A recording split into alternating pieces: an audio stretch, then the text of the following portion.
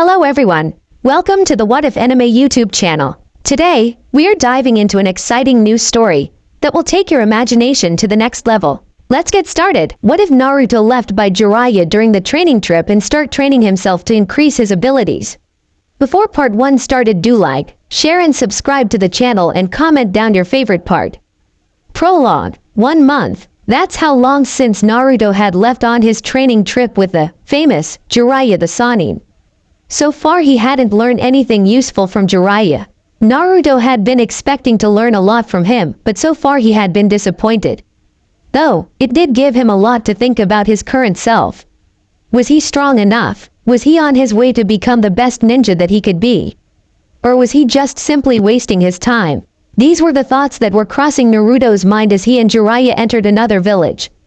"Alright brat, work on your chakra control tonight while I check this city out," said Jiraiya while thinking, time to get more material for my next novel.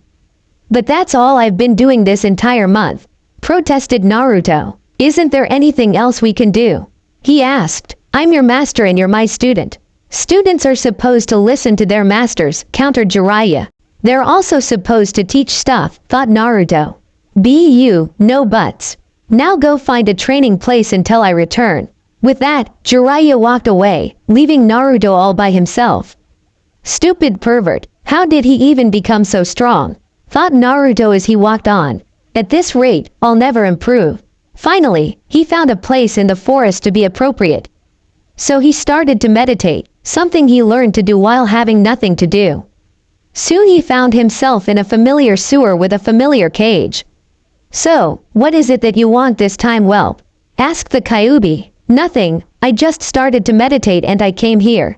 "Why?" asked Naruto. "It's simple. Right now you're feeling negative emotions, and I'm made up of negative emotions, so your subconscious brought you here," answered the Kyuubi. Then Naruto remembered his problem and started to get angry again. When the Kyuubi saw this, he laughed. "What's the matter, whelp? I've never seen you this angry before," said the Kyuubi. "It's that pervert that's supposed to be teaching me," began Naruto, but all he does is peep on women for that stupid book of his. "I see. At this rate I'll never become Hokage." With that statement, Kyuubi began to roar with laughter. After a while, Naruto started to get angry. "What the hell are you laughing at, you stupid fox? I find it amusing how you want to protect those little insignificant humans who caused you nothing but suffering," answered Kyuubi. Now Naruto was confused. "What do you mean? Don't tell you have already forgotten your childhood." Now Naruto understood. Who cares about that? Eventually they'll acknowledge me and accept me. Ha ha ha ha. You truly are stupid. Humans will never accept something they can't comprehend or control. It's in your nature. Just accept it already and stop wasting your time. Because that's exactly what you're doing right now. You could be using this time to make yourself stronger, but instead you're just simply playing ninja with that pervert, as you called him. Naruto knew he was right. As much as he hated to admit, he knew that Kyuubi was right. Then what am I going to do? I have no one else to teach me, nor do I have anywhere else to go. You really are stupid. Are you forgetting that you have me? As much as I don't like you and would rather tear you apart, I'm stuck inside of you, which means that because of your stupidity you might die, which in turn I die as well." But Kyuubi paused to think about that. He wouldn't die, of course. His chakra would simply just split itself into parts and then come back together at a different location. But that was just simply annoying for the great Biju. He would be weak, something that he detested. It wouldn't be for some time that he would regain his full strength, and that would leave him vulnerable. But the brat didn't need to know all of that. Coming out of his thoughts, the Biju continued, "I also have a great wealth of information that will benefit you as well, techniques. And as for living, we'll live off the land. Life is simply much less complicated that way." To Naruto, all of this sounded too good to be true. "How can I trust you?" he asked. "Finally, you're using your brain, huh? You don't know if you can trust me or not, but as I said earlier, you die, I die. Besides, would you rather waste 3 years of your life simply doing nothing, or would you rather have a chance to become as strong as you can be and show those idiotic fools what they lost because of their feeble minds?" retorted Kyuubi with a dark, sinister grin on his face. Naruto thought it over. What did he have to lose? He was simply wasting his time, like Kyuubi said. Jiraiya had no interest in teaching him. All the pervert cared about was that novels of his, while leaving Naruto with nothing. And that was not what he had agreed to when he came on this training trip.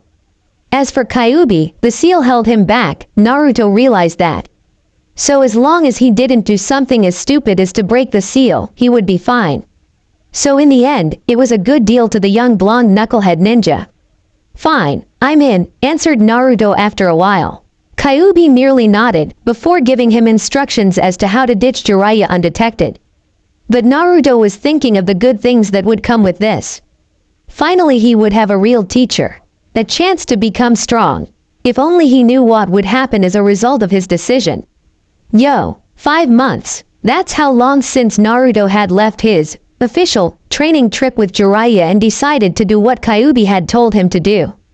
Under Kyuubi's guidance, he covered his tracks well enough that not even Jiraiya would be able to find him. He'd also cut any connections with the toads in case Jiraiya tried to use them. How? He simply destroyed the contract that he had with the toads. Naruto was no longer able to summon them, but he didn't mind or cared. Naruto was also becoming stronger and felt himself getting stronger every day. He'd learned that he remembers everything that his shadow clones do when they dispel. Thanks to this, his chakra control has improved drastically. He's also improved his taijutsu. While not as great as Gyre Lee, it improved to a decent level at the moment. He's also started to become interested in kenjutsu, but he still has a long way in that area. Where he has excelled the most out of all the ninja areas is at elemental training. He'd learned that his primary affinity is wind, with water being his second. Kyuubi was not surprised by this.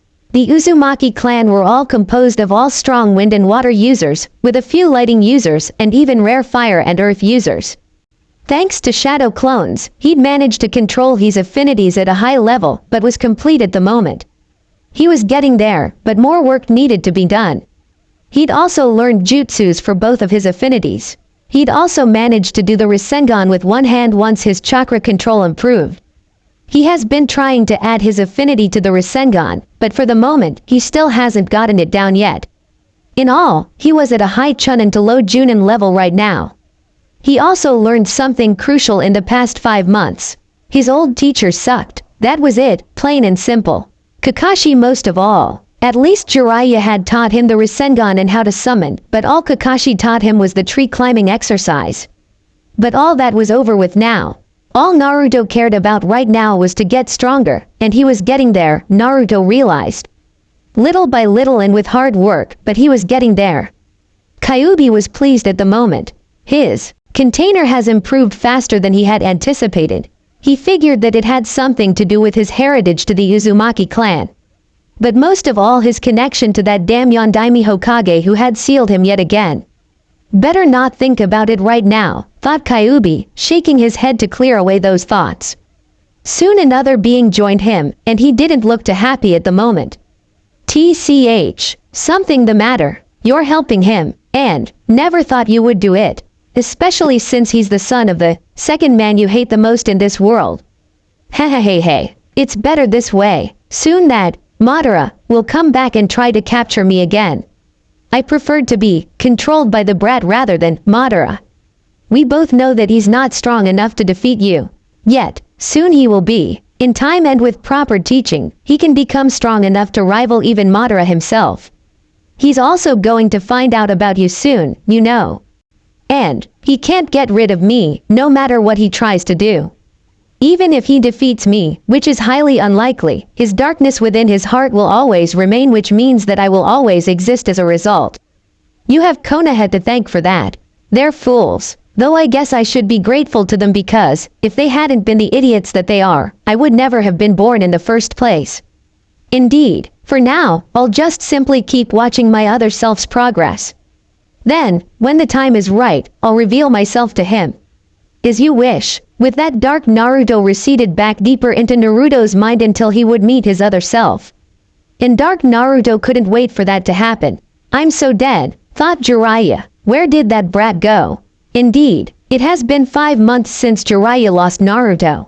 At first, he simply thought that the hyperactive blonde was just simply training, but But after the fourth day of him not returning to the hotel where they had supposed to have had stayed in, or just simply not returning to the town itself, he went to look for him. But he found no trace of him. Who knew that the brat was so good at stealth? If only he knew that Naruto had outrun the Anbu and had managed to hide from them after pulling his famous pranks. If only. Back to his current problem. He had tried to look through using the Toad contract as well, but that didn't work either. Why? Somehow the brat had been able to release himself from the contract with the Toads. And that saddened Jiraiya a lot more than anyone could have thought. And now, he had no way of knowing where Naruto was. Jiraiya was simply using the old method of searching people, seeing no other alternatives. And that was to ask random people if they had seen Naruto. Oh, use his spy network as well. But so far, even that had been useless. If I don't find him soon, Tsunade's gonna kill me. Oh yes, Jiraiya could only imagine what Tsunade would do to him if she found out that he lost the person who she thought of as a son. Damn it. Boom. Yes. Finally he'd managed to add his wind affinity to the Rasengan. It wasn't complete yet, obviously, seeing as it drained him from more of his chakra than it should, but he was definitely improving at least. Naruto grinned to himself. He never thought he'd be able to be this strong all by himself. He thought he was a failure, but it just proved that Konoha was not good to him at all. Enough about that place. Back to training, he thought to himself. With that, he went back to perfecting the new jutsu that he had just learned. If only he knew that this was only the beginning of the many changes that would take place in his life. But for now, Naruto knew that he'd made the right choice of following Kyuubi's idea. While all of this was happening, Kyuubi just grinned and thought to himself, this is the greatest revenge I could possibly think of for you, Yondaime. Your son hating the village that you oh so honorably protected. He might not hate the village right now, but soon he will, especially when he learns of all the things that were kept from him and merge with his other self. With that, he went back to watching his container train, making himself stronger. He was gonna need it for the things to come. So basically what you're saying is that learning seals can be useful. Exactly. How? Look at me. I was defeated because of seals. All right, you've proven your point. The only problem is that I don't think I have the patience to do them. Well, learn how to. You already know how to meditate. Just think of it like that. Besides, it won't be too hard. Seal making is in your blood. What do you mean by that? Nothing. Let's just start already. Naruto just merely narrowed his eyes at the biju that was currently sealed within him. Almost a year had passed already. His chakra control was as best as it could be. He had a bunch of powerful jutsus in his arsenal as well. His most powerful being Futon, Recentric, which he had mastered 3 months earlier. His sword skills were at low cage level, which he was satisfied at the moment with. Genjutsu was his lowest skill. He could dispel them and detect them, which Kyuubi said would be enough. But in the past year, not only have his skills grown, but his intelligence as well. He could tell that Kyuubi was hiding something from him, but decided not to comment on it. At least not until he was stronger. Kyuubi was mentally cursing himself. Now his container would be suspicious of him, making his goal harder. He calmed himself down though. There's plenty of time before he would start his plan. But he realized something. It would be harder now. Naruto had grown smarter and would not listen to him easily. Alright, I'll go buy the supplies then. Naruto disappeared from his mind to the real world to get everything ready for his next step of his training. Naruto had gotten to working random jobs that classified as D-ranked missions in a shinobi village. Was it a pain in the ass? Definitely, but money was necessary for some things such as clothing and training supplies, so he survived through them. Right after he left, another being took his place. You just made your first mistake. Shut up. You don't think I don't know that. Don't take it out on me. Besides, I think you're stupid in trying to deceive him. Just tell him everything. He's not the same idiot as before, something that I'm grateful for. He's not just going to forgive them like before. I'm pretty sure of it. After all, I am him. Kyuubi thought about it. It was true. Naruto had definitely changed in the past year. He was no longer the same blonde knucklehead that he was when he started training. He was starting to mature in both mind and body. You're right, but why are you telling me this? Kyuubi narrowed his eyes at the dark entity. You want him to destroy the village, don't you? Ha ha ha ha. Don't make me laugh. I don't give a shit about that village. All I want is to be free and cause mayhem. Don't believe me? Well, I don't care. Soon, my other half and me will fight and see who has the right to freedom. You think you can defeat him? I know I can. After all, I am his darkness. And, in the little probability that I do lose, he's turning more and more like me every day, so it makes no difference at the end. Kayab just merely watched as Dark Naruto disappeared. I wonder how this will turn out. You're saying he just vanished? Yes, Pain-sama. Pain just sighed at that. From what Zetsu was telling him, the Kyuubi Jinchuriki just vanished off the face of the earth. This will make their job a lot harder, alright. But the Kyuubi wasn't the only Biju that needed to be captured for their plan to work. Alright, Itachi, Kisame, here is your new target until Zetsu is able to find the Kyuubi. The two named criminals just simply paid attention. Well, one did, but Itachi was also processing this new information. It seems as if Naruto-kun is up to something. But what could that be? I'm sure Danzo will never allow something like the Kyuubi to slip out of his fingers. Unless he doesn't know yet, which means Jiraiya hasn't told anyone yet. Did Danzo not send his route to monitor them? It was a possible theory. After all, having someone like Jiraiya traveling with Naruto, it would be hard to keep tabs on Naruto without Jiraiya himself finding out about it. It seems as if this will be interesting, thought Itachi to himself. Will it be good? Well, it was too early for even Itachi to know the answer to that question. With that, he paid attention to his next assignment. Back in Rain, after the meeting among the Akatsuki members, a beautiful woman with blue hair and amber eyes wearing the standard Akatsuki uniform appeared next to the current path that Pain was using at the moment. And that path was Tendo, which was his most commonly used out of all the other paths. Pain, he's here. Next to her, a man appeared in a vortex. I hear you're having difficulties, he commented dryly. It's nothing that I can't handle, answered Pain without turning around to face the man. You better make sure it isn't. Even if you have the Rinnegan, you know that I know your weakness, said the man with a threatening undertone in his voice. Konan narrowed her eyes slightly at that. Hi, Madara-sama, simply replied Pain. Good. The Kyuubi is an important part to my plan.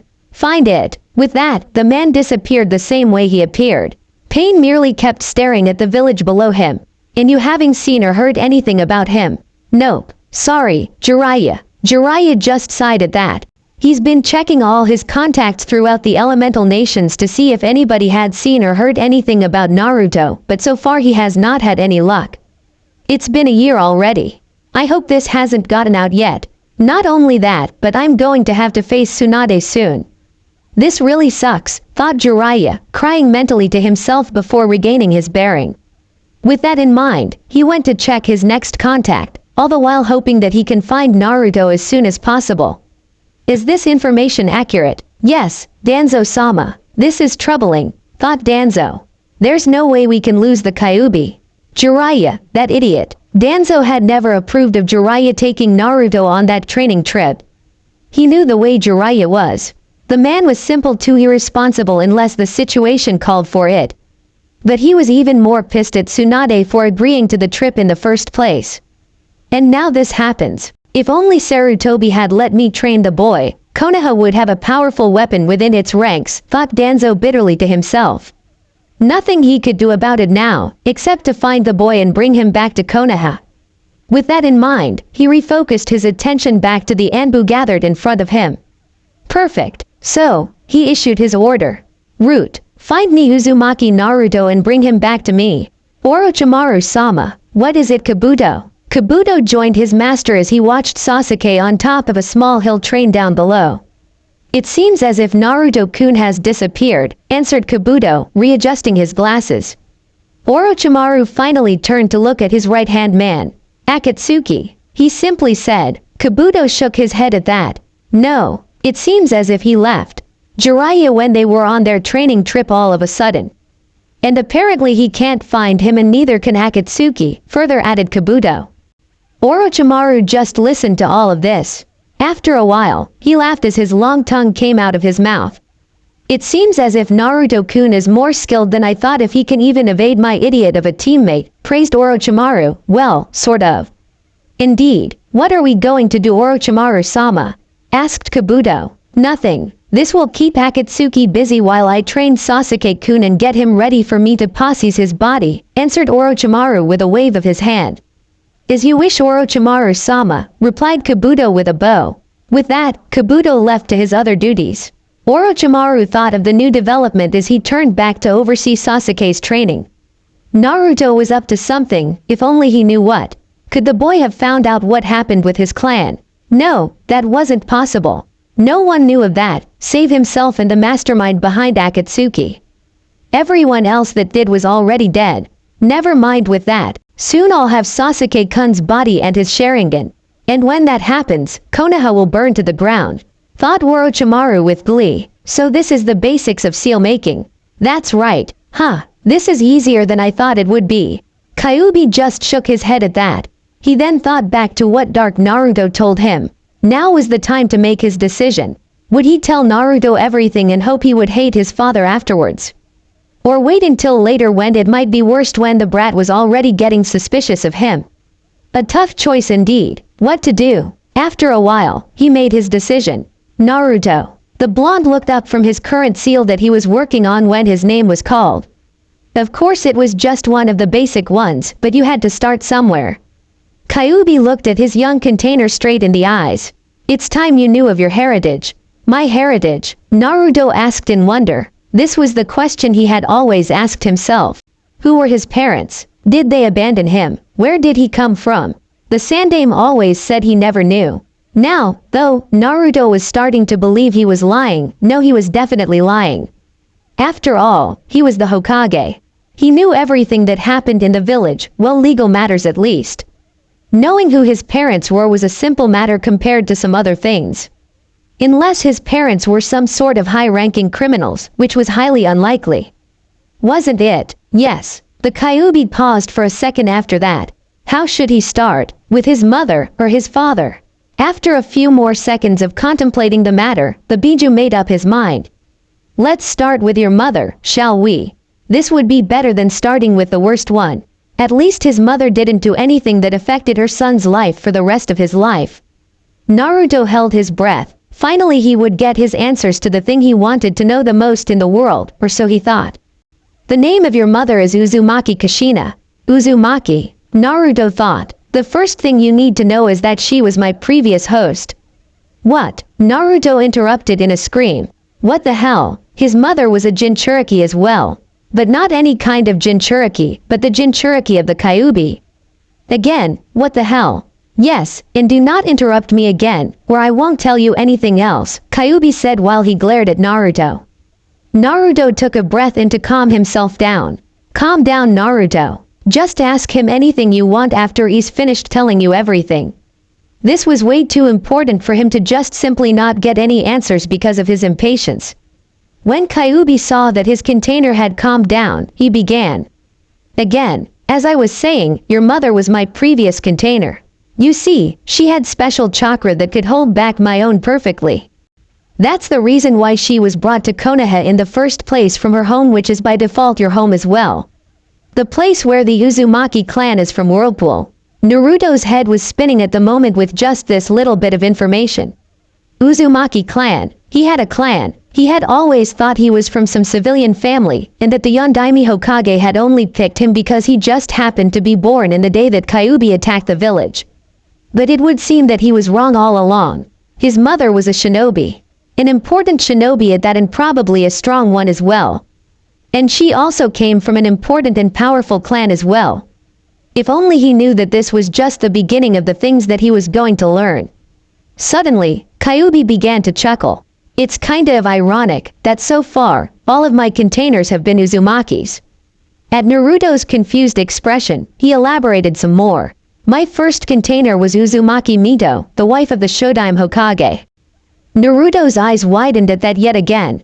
All of Kyuubi's containers were Uzumaki's. To him, his clan was beginning to seem more important the more he learned about things, and this was just simply one aspect of things. Anyway, the Uzumakis were an extremely powerful clan. Way I told you that seal making was in your blood, it was because they were extremely powerful seal makers, which was their main skill. You learning so quickly is proof enough of that. They were also powerful water and wind users, very skilled sword users, and had very high stamina.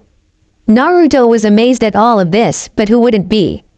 His clan was amazing. It would seem that Sasuke wasn't the only one who came from a powerful clan after all. The Uzumakis are also descendants from the Senju clan. Another reason added to the list right there, even though Naruto would admit that he didn't know too much about the Senju clan except for the fact that they created Konoha. They split up from the Senju because they were tired of the fighting between the Senju and the Uchiha. The Senju and the Uchiha have always had a rivalry between each other. I don't know why they did, and I really don't care about it either. Kyuubi lied when he said that. Of course he knew that it was because that they were the descendants of the two sons of the Sage of Six Paths who hated each other after the Sage of Six Paths died. Well, the older son did anyways. The younger one simply defended himself. But that would be saved for a later date. Basically, they split up from the Senju to get away from all the fighting and settled in an island, which they named Whirlpool or Ruzu. With the help of seals, they were able to form a complicated defense of whirlpools, and several defensive barriers which no one could get in unnoticed. They also became like the middle way between the Senju and the Uchiha. After a while, hidden villages began to form as you know them today. Afterwards, the legendary battle between Madara and Hashirama took place in the place you call the Valley of the End, in which Madara summoned me and used me as his ultimate weapon against Hashirama to defeat him. Naruto noticed that Kyuubi said that with anger in his voice. No, it was more intense than anger. It was hatred. It would seem that he did not like being used like that. But who would? Of course, Madara lost, continued Kyuubi, and he was killed, or so everyone believes. But that's off track. You see, the reason why Hashirama won was because Mito interfered in their fight and was able to seal me inside herself, and she hence became the first Jinchuriki of me in history of the shinobi world. Time passed, and she aged like anyone else. So a new host was needed to keep me in bay. As soon as she died, I would simply be freed once more to cause more mayhem. Kyuubi chuckled darkly at that for a moment, before continuing.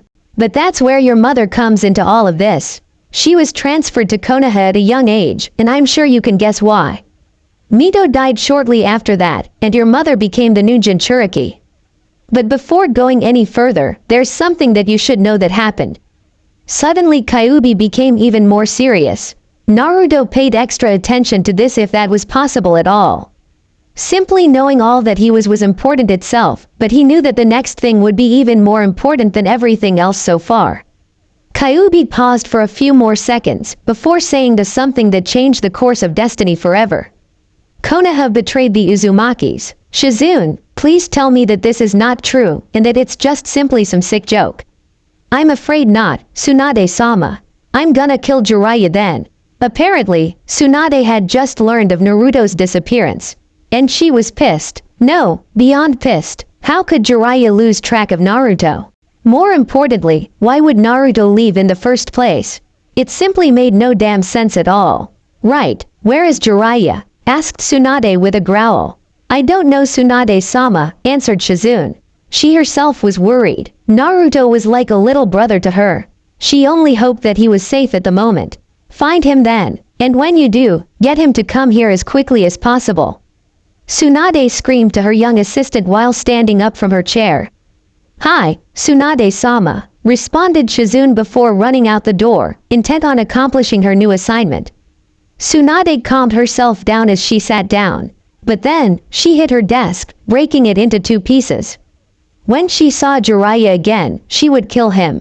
Of all the irresponsible things that he had ever done so far, this was the worst of them all. Naruto, I hope you're all right, thought Tsunade worriedly. If she lost him, she didn't know what she would do. He was the only person who she really cared about anymore, well besides Shizune that is. He was the only reason that she even came back to this damn village in the first place. She went to her secret vault of sake behind the portrait of herself next to all the other past Hokages, taking out one bottle of sake and started to gulp it down. If only she knew what destiny would bring next. Ah, that was the scream of one Root Anbu as he was stabbed from behind and fell to the ground, dead. Where is he? Screamed another one as he looked around, trying to spot the assaulter. I don't know, was the reply of another one as he was looking around as well. Suddenly the figure appeared behind the Anbu, a sword in hand. "You will die for what you have done," stated the figure emotionlessly. "Ah, what?" Naruto said in a whisper. He didn't scream like the last time, something that Kyuubi was sure he would do. It would seem that it affected him more than he thought. He could feel the darkness growing in Naruto's heart after having learned the latest information. But he didn't know whether that was a good thing or a bad one. Yes, you see, the Uzumakis were growing stronger, too strong in fact, something that the other nations didn't like, especially Kumo, Iwa, and Kiri. So, they combined their forces and attacked Whirlpool. The clan was wiped out, but not before they brought about half of their forces down with them as well. Your mother was lucky, brat. It had only been a few days after she had left that the attack on Uzu had begun. If she had been, she would have most likely been killed as well. But how did Konoha betray the Uzumakis, you ask? That's simple. They were in an alliance with Uzu in which they would help each other if one was attacked in their own territory and by an enemy more powerful. The Uzumakis kept their part of the bargain the whole time. However, Konoha did not. Your mother never knew any of this because she was still too young, but if she had, she would have never had been so loyal to Konoha as she was. They lied to her whole life, and were lying to you as well.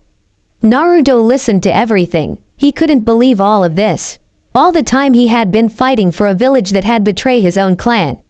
And his mother as well. He clenched his fists. They would pay. Konoha would definitely pay. He'd make sure of it, even if it was the last thing he did. Suddenly there was a chuckle. Hey. It would seem as if it's my turn now.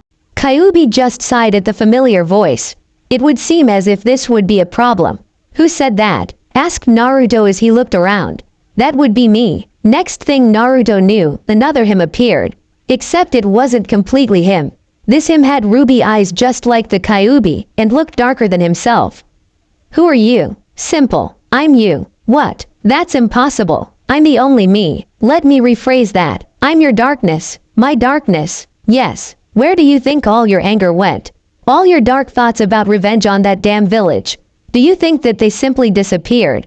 Well, they didn't. They all came together and gave birth to me. Your evil self, your darkness. Basically anything dark about yourself. Naruto was speechless at that, which was happening a lot today. So this is where all his negative emotions went to. Sometimes he had wondered why he had never truly felt anything dark about Konoha for everything that they had done to him during his childhood. He just received his answer. It would seem as if your darkness is growing. Learning about or I should say, our heritage seems to be making you regret everything that you ever believed in, am I right? Yeah, simply muttered Naruto. What are you doing here? Isn't it obvious? I'm here to tell him who our father is. Naruto's head popped up. That's right, he still didn't know who his father was. Kyuubi just looked at Dark Naruto with curiosity. Why? Because I want to personally see his reaction, retorted the dark entity. Naruto's curiosity rose up once more, his anger at Konoha forgotten at the moment. You see, my other self, our dear father is the same person who caused you to have your fucked up childhood, who caused you to have your miserable life, your greatest pain in this world. Uzumaki Naruto, our father is none other than Namikaze Minato, the Yondaime Hokage. Thump, that was the sound that was made as the lifeless body of the root Anbu fell on the ground. It wasn't the only one either. In fact, the whole clearing was filled with dead root Anbu bodies. The only other living person was a person whose entire body was covered by a black cloak. You really couldn't see anything else about the person, except for the sword he or she was currently holding in his or her hand. Imbeciles, muttered the figure. You could tell from the voice that it was a female. Danzo, you piece of shit. It seems as if you must be desperate if you're sending this many of your damn lackeys. I wonder what's going on for you to have done this. Continued to rant the now identified female. I can answer that. With that, another person joined the first one. This one was covered with a black cloak just like the first one was. Unlike the first one though, this one was a male. HMPH, what the fuck do you want? Asked the woman in an irritated voice. Ho. Pissed, are you? Said the man with humor in his voice unlike the woman. Tell me why you're here, or I'll slice your fucking head off.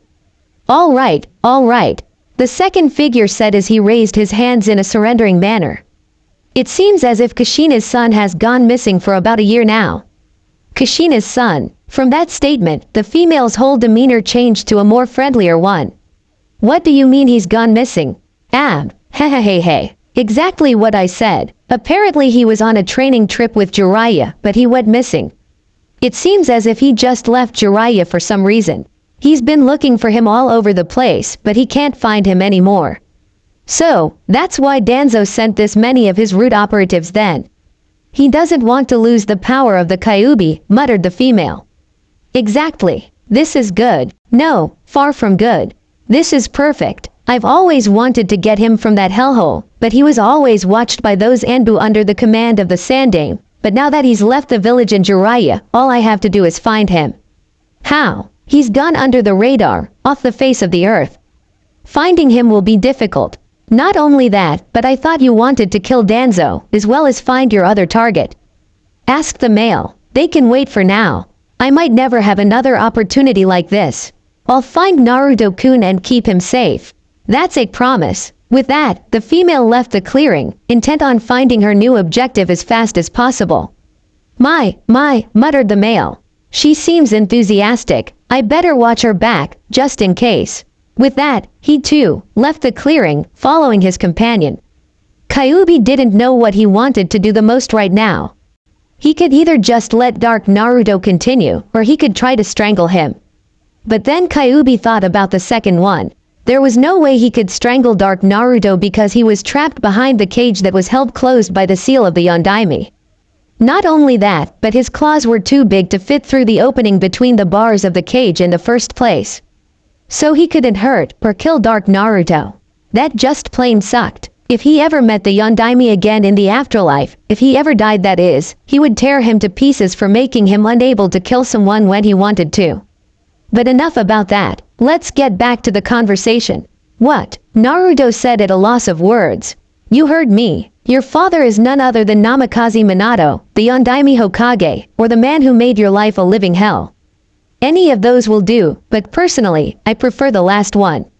Naruto didn't know what to say to that. When he was just a little kid, he had always looked up to the Yondaime, but now that he knew that he was his father, he didn't know what to feel about him. His own father was responsible for the life that he had, and it wasn't a good one. I can tell that you're pretty confused right now. Not that anybody can blame you, since you just learned who your father is. But still, there's nothing to be confused about. What the hell are you talking about? I just learned that the Yondaime, the guy who sealed the Kyuubi inside of me, who caused me to have my fucked up childhood, is my father. Yeah, there's nothing to be confused about, yelled Naruto as he waved his arms around to emphasize his point. Exactly. Glad to know that you see my point, Dark Naruto said as he grinned from ear to ear. Naruto just simply screamed to vent out his frustration. But it was a scream full of anger, powerful enough, since he was inside his mind, to send Dark Naruto to his knees from the shockwave. Kyuubi just covered his ears. The scream lasted for a few more seconds, then Naruto calmed down a little. Feeling better? Asked Dark Naruto as he got up. No, I just want to rip something apart right now. Ha. That's how I feel all the time.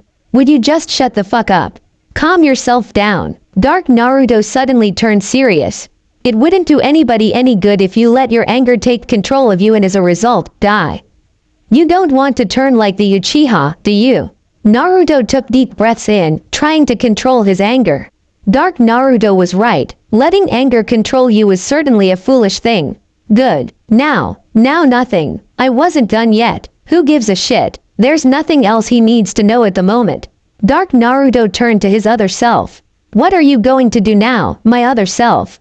Konoha, muttered Naruto. I once thought of that place as my home. I thought I had a bunch of friends there. I thought that with enough time, they would come to recognize me. And now, said Naruto as his eyes turned crimson, just like the Kyuubi, all I want to see is that place destroyed. They betrayed my clan, my mother, and me.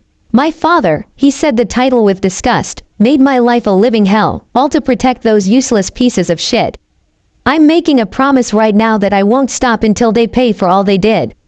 I'm going to become strong enough to avenge my clan. That's a promise. Dark Naruto just grinned, feeling Naruto's darkness within his heart increasing, making his power increase as well. It was better than he had ever expected. Kyuubi just simply silently watched all of this, while thinking, it seems as if Konoha has its days numbered. Well Yondaime, in the end your novel sacrifice was in vain, because Konoha is going to be destroyed by the last person that you would have ever suspected, your son. What do you have to say for yourself? Please, have mercy. Wrong answer. Jiraiya just screamed in a high pitch as he was pounded into the ground by Tsunade. You see, Jiraiya had just arrived to Konoha after he was told by a squad of Anbu that Tsunade had ordered him to return to the village immediately. Jiraiya was shit scared all the way back to Konoha. He suspected that Tsunade had learned that he lost Naruto. Why else would she have ordered him to return? Unless some other problem had arisen, which he doubted. His fears were confirmed the second he stepped into her office as he was beat senseless by his teammate, asking him where Naruto was. It was a fact that he had no idea where the brat was. He searched everywhere, all his contacts, but no one had heard or seen him. Not only that, but he had cut off all ties with the Toads somehow, something that hurt him. He thought that someday Naruto would become the next holder of the Toad summoning contract, just like Minato, but it would seem as if it would never happen now. Unless he brought the brat back, and things returned to where they used to be, but that seemed like an impossible outcome. After a few more minutes of Jiraiya getting beat the crap out of him, Tsunade calmed down enough to talk to him. Jiraiya, you better hope he's alright, or else I will kill you. You hear me? She said dangerously. Jiraiya just nodded, understanding her anger. He had messed up this time, big time alright. There was no one he could blame for this. It was all him. Good. Now get out of my office before I start beating you again. Jiraiya quickly left, thankful that it hadn't been worse than it had been. Tsunade sighed as she made to sit down. She would have to tell all of Naruto's friends what had happened. She only hoped that they would take it well, especially Sakura.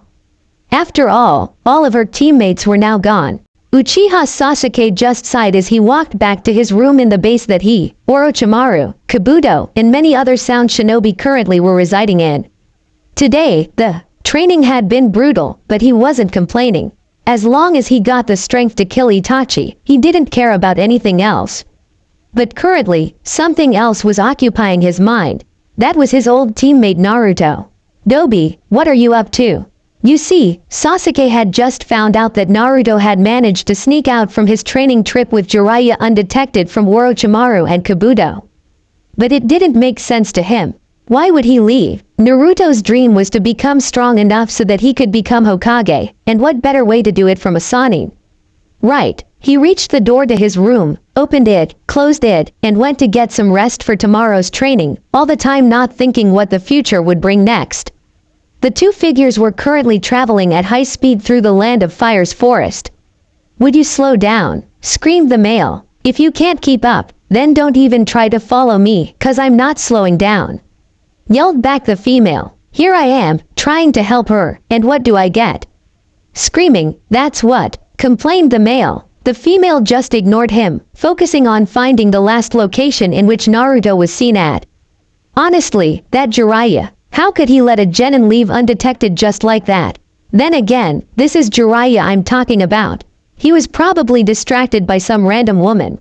And Naruto-kun, to think he managed to pull it off, I'm so proud of him.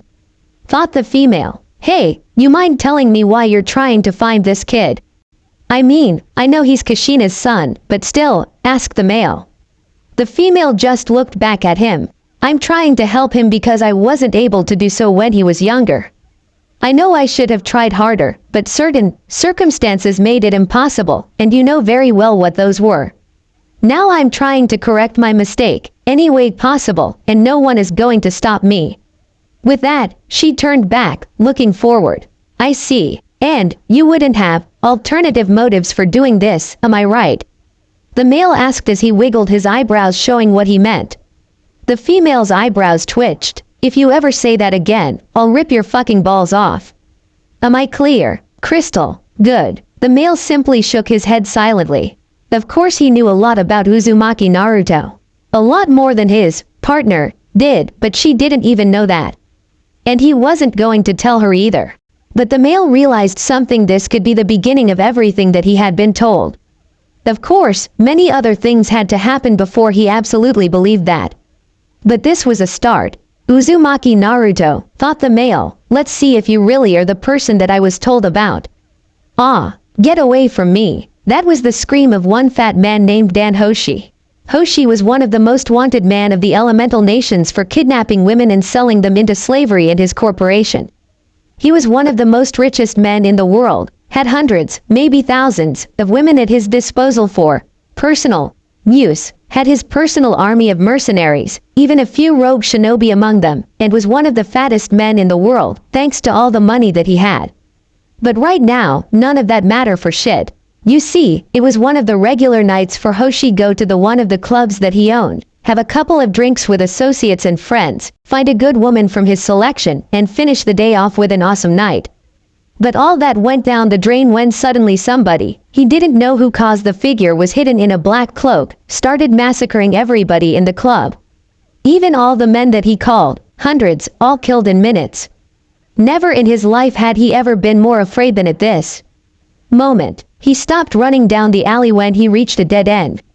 No, not now, please, he pleaded to himself. Suddenly, someone appeared right behind him.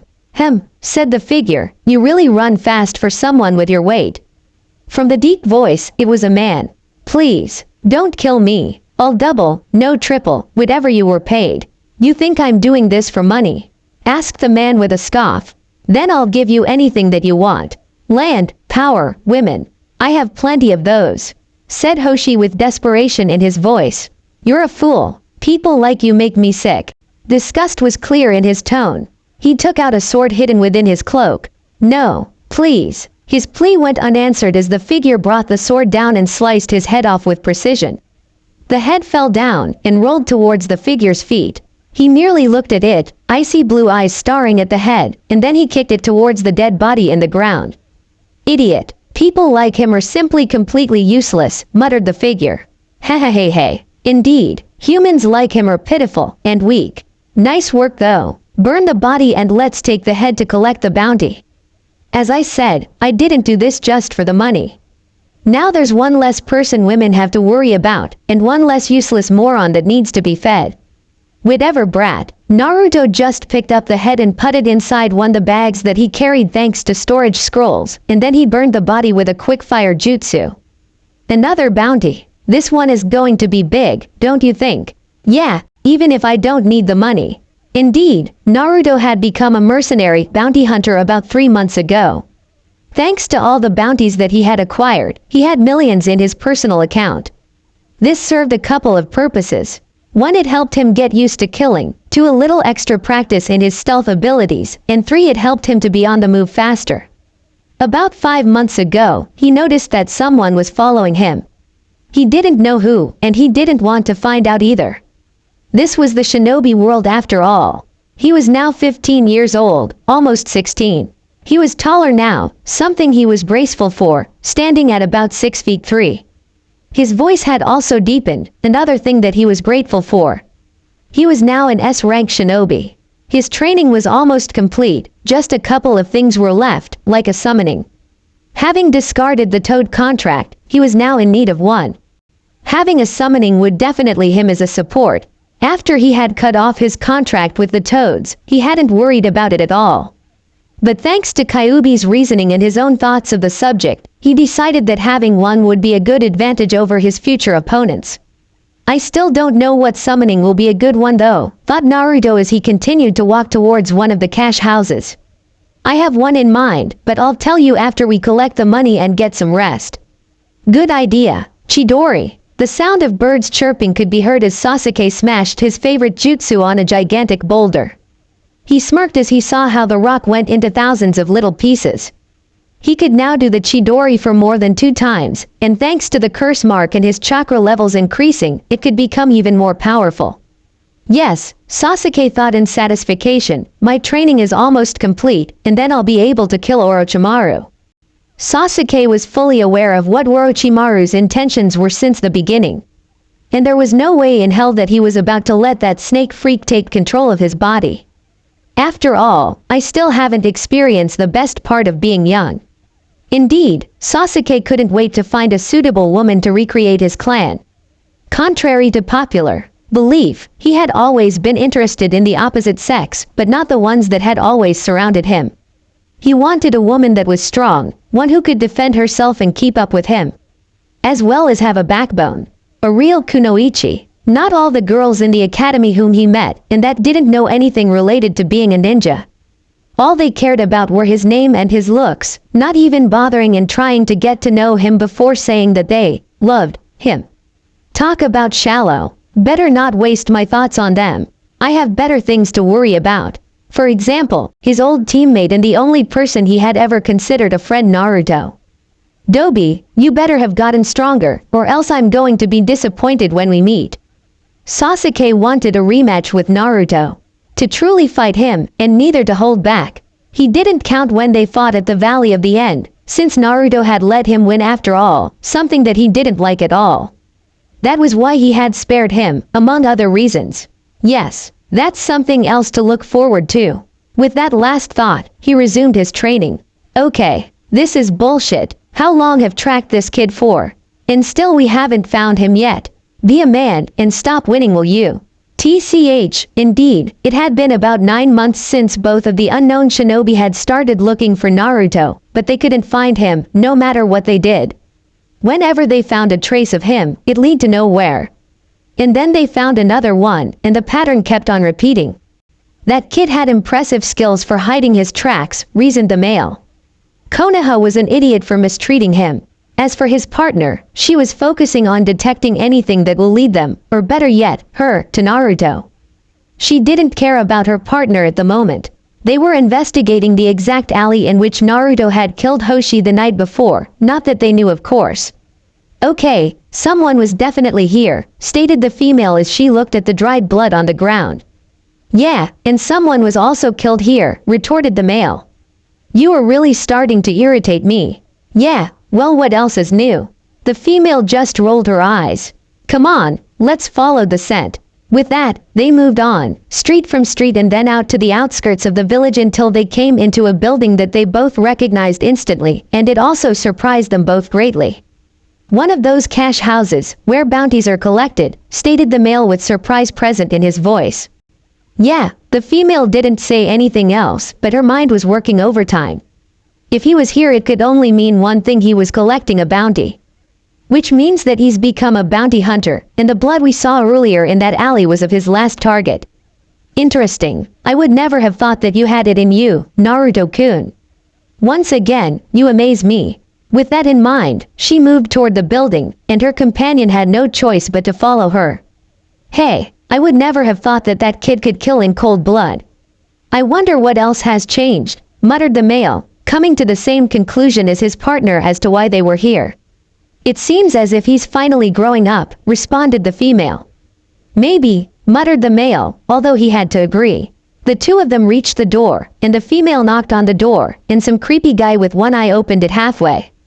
Can I help you? He said in a hard voice. Yes, we're looking for someone. We believe he came this way. Can you help us identify him? Said the female in a cheerful voice. No, now leave. With that, the man slammed the door, leaving an irritated woman on the other side. Ha ha ha ha ha. It seems you lost your feminism. It would seem as if age is catching up to you. That's it. With that comment from her partner, the female kicked the door open, finding a shocked man on the other side. But that wasn't the only thing. It would seem as if he was about to have intercourse with a young lady about 16 years old. The male whistled. Hey, now we know why he was so hasty. I take back my comment about you being old. The female didn't pay attention to him. Rather, she suddenly appeared on the other side of the room with the man on her hold, choking him, her sword pointed at what made him a man. Now that wasn't very nice, was it? Didn't your mother ever tell you that it's not nice to slam doors at women when they want something? Her companion was laughing his head off in the background. Now, if you don't want to lose your friend, I suggest you tell us who we're looking for. Fine, I'll tell you what you want. Just promise to leave afterwards, agreed the old man reluctantly, seeing no other way to save his precious jewel. Now we're talking, Sakura couldn't believe what had happened in the last 2 years. They were gone. Her teammates, both of them, were gone. Why? That was the only thing that she could ask herself. Why would they leave her behind? Especially Naruto. He was the most surprising of the two. Wasn't it his dream to become Hokage? He couldn't do that if he was out there, doing whatever it was that he was doing, and not here in the village. And Sasuke, she kind of understood why he left. Revenge. To get strong enough to defeat his brother to avenge his clan. But that didn't mean that she liked it. Even after she told him that she loved him, he still left. It would seem as if he didn't feel the same way she felt. And that really hurt her. Deep, but she would worry about her personal feelings later. For now, all that mattered to her was to get her teammates back. That was the reason why she was training with Tsunade. To get stronger so she could catch up to her teammates and get them back, no matter what. That was her mission at the moment, and she would complete it so that everything could be back to normal and Team 7 would be reunited.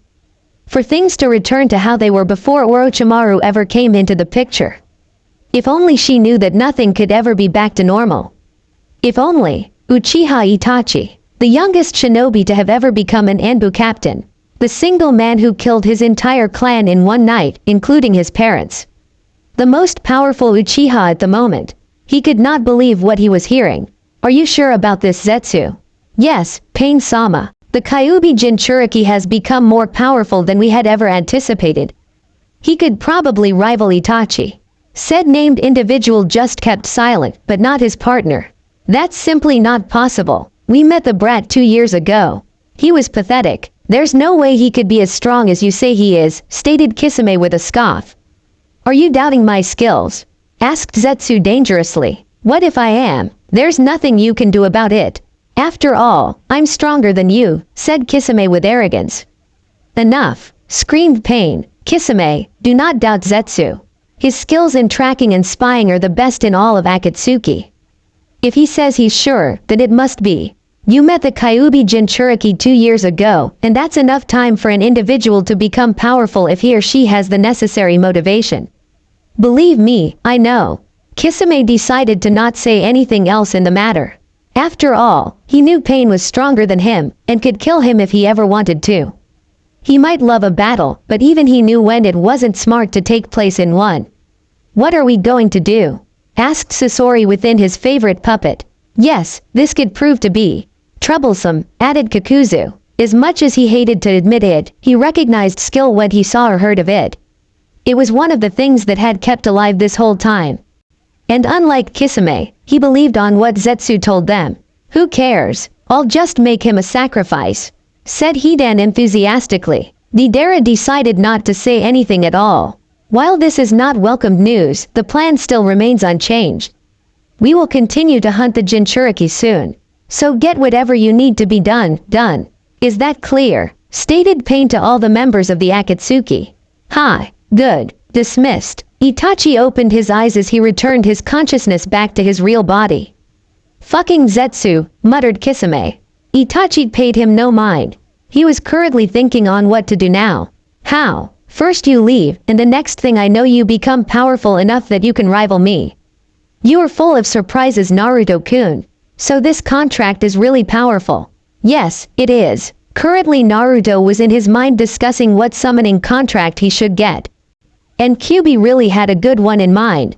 Dragons, muttered Naruto. The dragon summoning contract, the most powerful summonings out there. No one had ever been able to obtain in thousands of years, or so the rumors went. It was rumored that the last summoner for them was at the time of the Sage of Six Paths.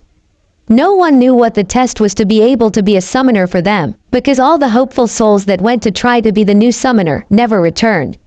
Talk about a mystery. Why use summons? Just blow everything up. No, there might come a time when I'll probably need them.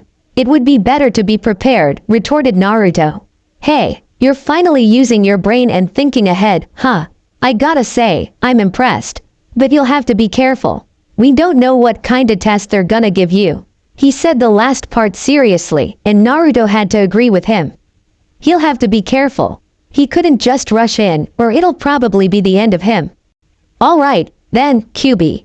Where's the contract located? Kyuubi grinned to himself. This would be the last test before he could decide whether Naruto was worthy or not. I hate walking. Don't you do anything else besides whine? Don't you do anything else besides bitch? Seriously, you need to get laid. It will relieve you of all your stress. Do you want me to cut your balls off? The male just shrank back. That's what I thought. Crazy bitch. What was that? Nothing, nothing. The unusual duo just continued walking down the road, something the male could not stand. Why aren't we tree hoping? I mean, we can do that. If we do, it'll alert him that we're coming. I think that he already knows that. Yeah, he probably does. But we'll catch him at some point. I know. How? The female grinned to herself. Call it a woman's intuition. Naruto could not believe what his eyes were seeing. That was one huge mountain. Just why did things always have to be so difficult? No one could make anything simple nowadays. This is it, brat. Good luck. One final advice, don't die. Oh, and if you fight a female dragon, try to feel her up, it might help. Naruto just shook his head as Dark Naruto laughed within his mind. He could never get used to his weird humor. Naruto cleared his head of all distracting thoughts, took a breath in, and made his way to the mountain. This is it. Wait a second. What is it? The Kyuubi narrowed his eyes. Why are you being helpful? I thought you wanted to fight Naruto so that you could beat him, take over his body and be free. I did, and I still want to be free. But for the moment I'm pleased. What do you mean by that? Dark Naruto sighed. Just look at him. He's not being the idiot that he once was. He's actually strong now, and best of all he's letting his darkness out. So, you see Kyuubi, I have no complaints, for the moment at least. So, if he were to go back to the way he was, then I would fight him, and take over this body to be used better. You're catching up. So, as of right now, you're not going to fight him. Nope. Again, I have no reason to. If I were to have one, though. I see. Are you satisfied with this? Personally, I don't care, because I know Naruto would defeat you. Dark Naruto narrowed his eyes. What do you mean by that? He asked dangerously. Hey, we both know he's too stubborn to be defeated and to allow someone else to take over his body. That part of him hasn't changed, and I don't think it'll ever change. Dark Naruto laughed, but it wasn't an ordinary laugh. It was a laugh that could make the ordinary person shit himself. Kyuubi just kept silent. After a while, the laugh died down. You're right about that, Kyuubi. Once he puts something in his mind, it's nearly impossible to get it out of his mind. But again, I'm not going to fight him, yet. Now, let's see how he does with his test, shall we? You have got to be joking with me. I'm afraid I'm not. But, Raikage-sama, no buts. This is in order. Niyugito, the sexy blonde Jinchuriki of the two-tailed cat, sighed. But why do I have to go with them? She pointed at the team standing to the side. This particular team was the famous team of Killer Bee, which consisted of the busty and another sexy blonde by the name of Samui. Her boobs were on par to that of the legendary Tsunade, an impressive feat. She was also the calmest person on the team and by far the most normal person. Next was a dark-skinned girl who had no bust but still sexy in a way by the name of Karui. She was the one who had the most temper in the team. After her was another dark-skinned person, but he was a male. He had white hair and kinda spiky, though not that much. He was a person who took everything into account, which resulted in him getting almost impossible outcomes, which in return resulted him getting hit by Karui. His name is Omoi, and the last person is Killer Bee himself, not paying attention to anything around him. Instead he was writing something in his little book that he always carried with him that contained all of his rap. I'm ashamed to say this, but I can't rap for shit. Really, even if my life depended on it, I would still suck. So I'm gonna have to make B talk normally. Yugito really didn't have a problem with Samui, since she was normal, and she could actually have a regular conversation with her, but the rest. You get the idea. The Raikage, or A, sighed. I understand where you're coming from. Ignoring the cry of outrage from Karui, he continued. But they're the best team in all of Kumo. It will be better if someone you knew had your back, since, even if you don't want to admit it, you're actually friends with them. Whoever managed to get inside our country halfway undetected must not be dealt with lightly. Again, Yugito sighed. I understand. I nodded. Good. Now here are the details. This is gonna suck. was the thought of Yugito. If only she knew how much this mission would change her life. What do you mean they're all dead? Screamed Danzo. Exactly that, sir. All 3 squads were killed with extreme precision, said one Root Anbu. Danzo leaned back in his chair, frustrated. Who did it? Was it Uzumaki Naruto? The Anbu shook his head. We don't know. Well then find out. Hi. With that the Anbu left. Danzo tried to calm himself down. It wasn't easy, considering the fact that he lost 3 squads of 8 like that when he didn't have that many subordinates thanks to Sarutobi cancelling his program. Who could have done this? Thought Danzo. Who indeed? How long? Asked a raspy voice. Just a day left, Orochimaru-sama. You have been putting the soul transfer off for too long, answered Kabuto. Cuckoo. That's because I want Sasuke-kun to be as ready as he can be when I take over his body. After that he started coughing up blood. Kabuto ran to his master's side, checking his vitals. I'll go get you your medicine. With that he ran out of the room, to his lab where he kept his medicine. It doesn't matter anymore, he thought. All I can do is lessen the pain. He's gonna have to transfer bodies today. I wonder how Sasuke-kun will take the news. Back in Orochimaru's room, he was laughing even though he kept coughing up blood. As soon as I have Sasuke-kun's body, Itachi and Madara won't stand a chance against me. Hell, not even the Akatsuki combined will. Cuckoo. As his train of thought finished, he sensed something outside his door, which happened to be a sword made out of lighting. He brought his hands up for defense, wincing when the sword made contact. The nature of this chakra, but I have never seen this type of chakra form, thought Orochimaru. Who's there? He barely asked, due to the amount of pain he was going through, not only from the lighting sword, but from the body that he currently residing in because it was rejecting him. The door was sliced and shattered. And there, in all his glory, stood Uchiha Sasuke. This is not right. KKKIIBBAA-kun, Pete please try to see calm down. Hinata is right Kiba, shut up Ino. Just because he's not as cool as Sasuke doesn't mean you can just treat him like shit. Hey, what are you gonna do about it Blondie? Enough, screamed Neji. We're all worried Kiba, so don't try to take all your frustration on us. It had been about a week since the rookie 12 feet, where Tenkai's Sasuke and Naruto were not there anymore, had found out that Naruto had disappeared. Ever since then, Kiba had been trying to convince Tsunade to let him look for Naruto, but she always refused, which infuriated him. How's Sakura taking this? Asked Tenten. Sakura-san, muttered Lee. I don't know, answered Ino. She must be stressed, considering both of her teammates left, said Shino. Probably, muttered Ino. She then looked at Shikamaru. What do you think? He didn't answer her, instead he just kept staring at empty space. After a while of this, Ino started to become aggravated. Then he spoke. I think Naruto left on his own. Everybody looked at him. Shikamaru never said something unless he had proof. Think about it. According to Jiraiya-sama, there was no sign of a struggle unless Naruto was caught off guard. Even then, Naruto would have tried to contact Jiraiya-sama, but nothing. Maybe he couldn't, said Ino. Maybe, or maybe Naruto has left Konoha on his free will. I sense him. We're getting close. Really, the brat must be doing something important to stay in one location. What's the plan? First we have to get closer to see where he has stopped, said the female.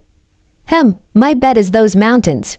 It's the closest thing. I think so too. Let's go. Yugito used her heightened senses, thanks to the Nibi, to look for their targets as they made their way to the central of Kumo-controlled land. Did you find them yet? Asked Samui. No. Wait, I just picked up a couple of scents heading to the mountain ranges. Then let's go, yo, was the enthusiastic reply from Killer Bee. Yugito shook her head, wondering why she had such weird friends. There's nothing wrong with that kitten. Tell me one upside to this. Life is never boring, which is a good thing if you ask me. I suppose. It's a fact. Now, what you need and what will make you happy as a man to yourself. Yugito quietly groaned to herself. She always hated when Nibi said that she needed a man. She was perfectly fine, in her opinion. No you're not. I mean, you're still a veer. Nibi, shut the hell up. Defensive are we. You know I don't like it when you talk about this. If you want me to stop, then get laid. That will definitely shut me up. Yugito mentally cursed fate. Why did she have to get the sex-obsessed tailed beast? You know you love me. Naruto continued to walk further down the tunnel he found. After a few more minutes, he reached an area where the tunnel spread out and became just like a room. A huge room. He looked around, when suddenly movement caught his eyes. He unstrapped his sword, ready in case of an attack. Who dares to come in here? Dragon, was the thought of Naruto. Uzumaki Naruto. There was silence. Then the dragon spoke again. Uzumaki. Yes. Huh. Uzumakis have red hair, boy. You are a blonde. I know. My mother was an Uzumaki, but my father wasn't. I got my features from him. The dragon came out the shadows, and Naruto finally got a good look at him. He had a red color skin, even his eyes were red, just like fire. He had sharp claws on his hands and feet, and 2 big wings. So you're a hybrid, Naruto shrugged. You could say that, yes. But why are you interested if I'm an Uzumaki or not? The dragon grinned, or so Naruto thought. The answer is simple, boy. The Uzumaki clan were our original summoners. What? But I thought that your last summoner. That our last summoner was around the time of the Sage of Six Paths, right? Yeah, well that's wrong. Nobody knew, except for the Senju and the Uchiha, that they were our summoners because they really didn't need us. As time went on, and the Uzumaki clan was destroyed, the other 2 clans forgot that they were our summoners. I see. Now, I'm guessing you're here because you want to be our new summoner, am I right? That's right. Well, you have to pass one simple test. You have to defeat me in combat. I thought you would never say that. He must be in here. Sounds like someone is fighting in there. What do you think he's doing in there? I don't know, muttered the female. Wait, said the male. Looks like we have company. With that, Yugito, Killer Bee and his team landed in front of them. Dragon style. Grand fireball. Shit, screamed Naruto as he dodged a big-ass fireball. It looked like the one the Uchiha clan created, but on steroids. Dragon style, thought Naruto as he landed. Yes, the dragons use their own style where they create techniques from their own natural element. This dragon's element is fire. Good to know. Wind style, wind bullets. The dragon didn't even flinch as the wind bullets hit him. You're gonna have to use stronger techniques, or else you're just gonna waste your chakra, something that you cannot do. TCH, Naruto jumped as the dragon tried to crush him with his claw. Come, you have to do better if you want to defeat me. Naruto made 5 clones in midair, each creating a different elemental Rasengan. Try this. They all went towards the dragon, but they didn't count on the dragon flying. What? This place isn't big enough for you to do that. Hey, this whole cave has seals all over the place, making it how small or big I want it. Naruto narrowed his eyes while on the ground. Well then, I'm gonna have to fix that. After that statement, he threw his Rasen Shuriken at the air, then it expanded. I see, so that's what he's trying to do. Smart. I'll lose the advantage after this. As soon as he finished, the jutsu blew up, destroying the whole cave. Outside, they all saw the cave blow up. The male whistled. That's big stuff right there. From the smoke, they saw something rise up. Is that, muttered Yugito. Her suspicions were proven true when the injured dragon tried to fly, but failed as one of his wings was damaged. Then, he saw Naruto standing up, a few cuts but nothing serious. That was reckless, thought the dragon, he could have killed himself. I gotta give him credit though. He managed level the field. Now I can't fly, nor do I have the home turf. I might lose. I'm gonna have to finish this right now, thought Naruto as he summoned all the chakra he had. Trying to do this quickly, or you boy. I don't like to drag things out. I might have only seen one of your techniques, but thanks to that I know that I can't let you do any of your stronger ones or else I'll be toast. You're too late. Dragon style. Fire dragon cannon. A huge beam of fire shot out of his mouth, hotter and more powerful than the previous fireball. As soon as the technique made contact, a big explosion surrounded the area, making the others take cover. What the hell is going on? Asked the male. I don't know, answered the female. Yugito, we have to make sure they don't escape, said B. I know. As soon as the dust disappeared and the explosion died down, they saw the dragon looking where Naruto had once been. It's over. No, it's not. The dragon's eyes widened as he turned around to see Naruto standing on a ledge with his arm raised in the air. How did you survive? It doesn't matter cause it's over. Lighting style, lighting ray. The dragon looked up to see lighting coming out of the darkened clouds and heading towards him. He didn't have enough time to move, so the jutsu hit him straight on. Looks like I lost. That was his last thought as he was hit. Naruto panted as his vision started to go black. I used the last of my chakra with that last move. The last thing he heard was Kyuubi's voice. Good job, brat. Be ready for what's happening next. Is he dead? Don't be ridiculous. It would take more than chakra depletion to kill him. How sad. I thought you didn't want to kill him right now. I don't, but have you seen who's taking care of him right now? She's a beauty you don't see often. It would be a good opportunity to have some fun, wouldn't you agree? Perhaps. Dark Naruto sighed. Oh, right. I forgot you don't feel the same emotions as me and my other self since you're just a huge amount of chakra. And you're just a combination of all of Naruto's dark emotions, retorted Kyuubi. Dark Naruto wiggled his index finger with a smirk on his face. Now, that's not true. I'm his dark part, meaning I'm still him, meaning I have emotions such as lust, meaning I can have sexual desires, meaning that I could fuck that sexy woman out there if I had the chance. Kyuubi simply decided to remain silent, not interested in the topic of the conversation anymore.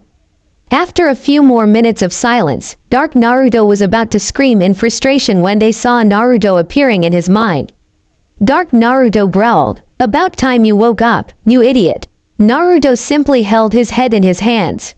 "I feel terrible. What do you expect?" said Dark Naruto as he rolled his eyes. "You just woke up after a chakra depletion. Why did you even use that move in the first place? I thought Kyuubi told you to use it only in emergencies." "It was an emergency. That dragon was strong, and if I didn't finish the fight as quickly as I did, I would have lost." Enough of this pointless arguing. There are more important matters at the moment, such as the people taking care of you at the moment. Dark Naruto grinned at being reminded of the subject, and Naruto simply stared at Kyuubi. "What people? After you passed out, they brought you to some village in the land of lighting. It seems as if they're the ones that were following you. There's also some ninjas from Kumo, and the situation is tense out there." "Oh yeah, that blonde Kumo Kunoichi is also a beauty. It would be pretty hard to choose from those two." "What is he talking about?" asked Naruto as pointed at his dark self, who was indeed thought. Kyuubi just sighed. "Don't worry about that. The thing you do have to worry about is how you're going to get out of here. It will be difficult considering the fact that your body won't recover for a few more days." Naruto thought about it until he asked what had been bugging him ever since he found out someone had been chasing him. "Are they hostile?" "I don't know. I will tell you this though," began Dark Naruto as he joined the conversation. "One of them is a piece of heaven." Naruto and Kyuubi stared at Dark Naruto. After a few seconds of this, Dark Naruto began to get scared, if that was even possible. "What? You believe in heaven?" asked Naruto. "Oh, that." The dark entity waved his hand in dismissal. "Hell no. It was simply a metaphor. If there was one though, I'm pretty sure she would." "Enough. Just shut the hell up. Brat, what are you going to do?" "I'm going to have to see what they want, not that I have a choice." Kyuubi nodded. "I suppose you're right." Then Naruto began to feel a pull. "It seems I'm about to wake up." The Kyuubi nodded. "Good luck." With that, Naruto disappeared, and Dark Naruto took his place. "Ha ha ha ha ha. This is going to be fun. Are you sure this is a good idea?" whispered the male to the female.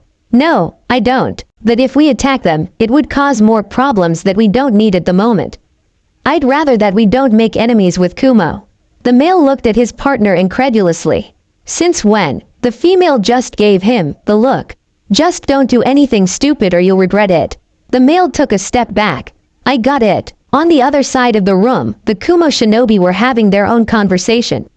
"Yugito, what are we going to do?" asked Samui. "We'll just wait for now," answered Yugito. The fact was that she didn't think she was strong enough to fight the other two shinobi, especially the female. She could tell that she was at least cage level, and that said something. She would consider herself at high Junin level, perhaps low cage. She always prided herself for being strong, but she knew when she was outmatched. Although, if B and I team up, we could probably take her, but that would leave the others to take the man, and I'm pretty sure he's strong enough that they won't be able to handle him. At the present situation, all they could do is wait.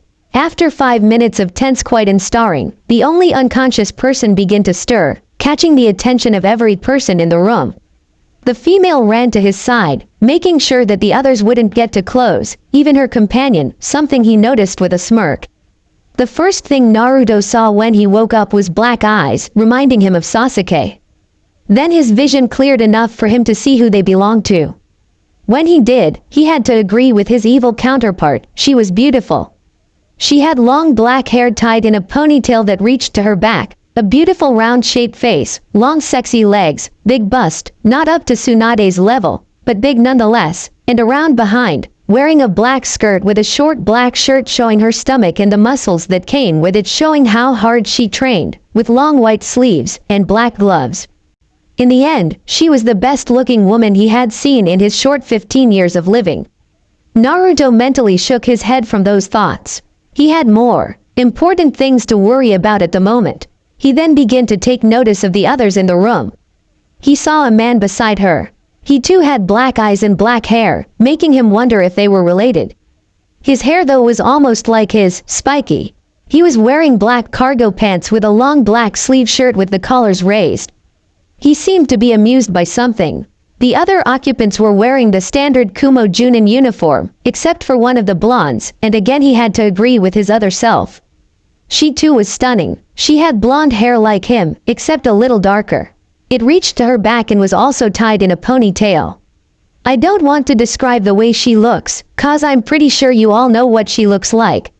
Naruto tried to stand up, but the female put her hands on his shoulders, making him halt. I wouldn't try that if I were you.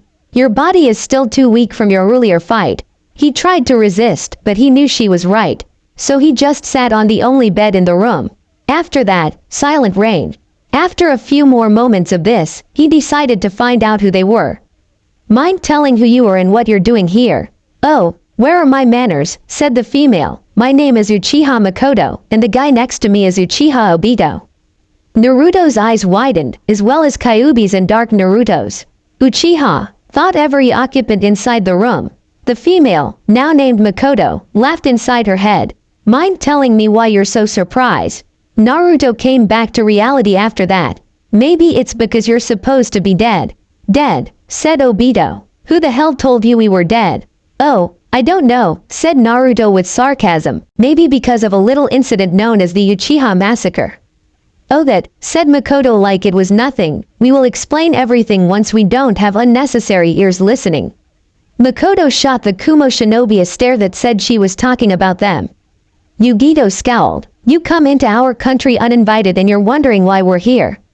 This doesn't concern you, said Makoto, her voice becoming hard. The moment you stepped into our country, it became our concern, retorted Yugito. This is getting good, said Dark Naruto as he watched everything intently from Naruto's mind. Kyuubi said nothing. Yugito, calm down, said B as he placed a hand on her shoulder to ease her anger. It helped, a little. Right now, all Yugito wanted was to beat the other female into the ground. The only thing keeping her from doing that was the little rational part in her mind telling her to control her emotions.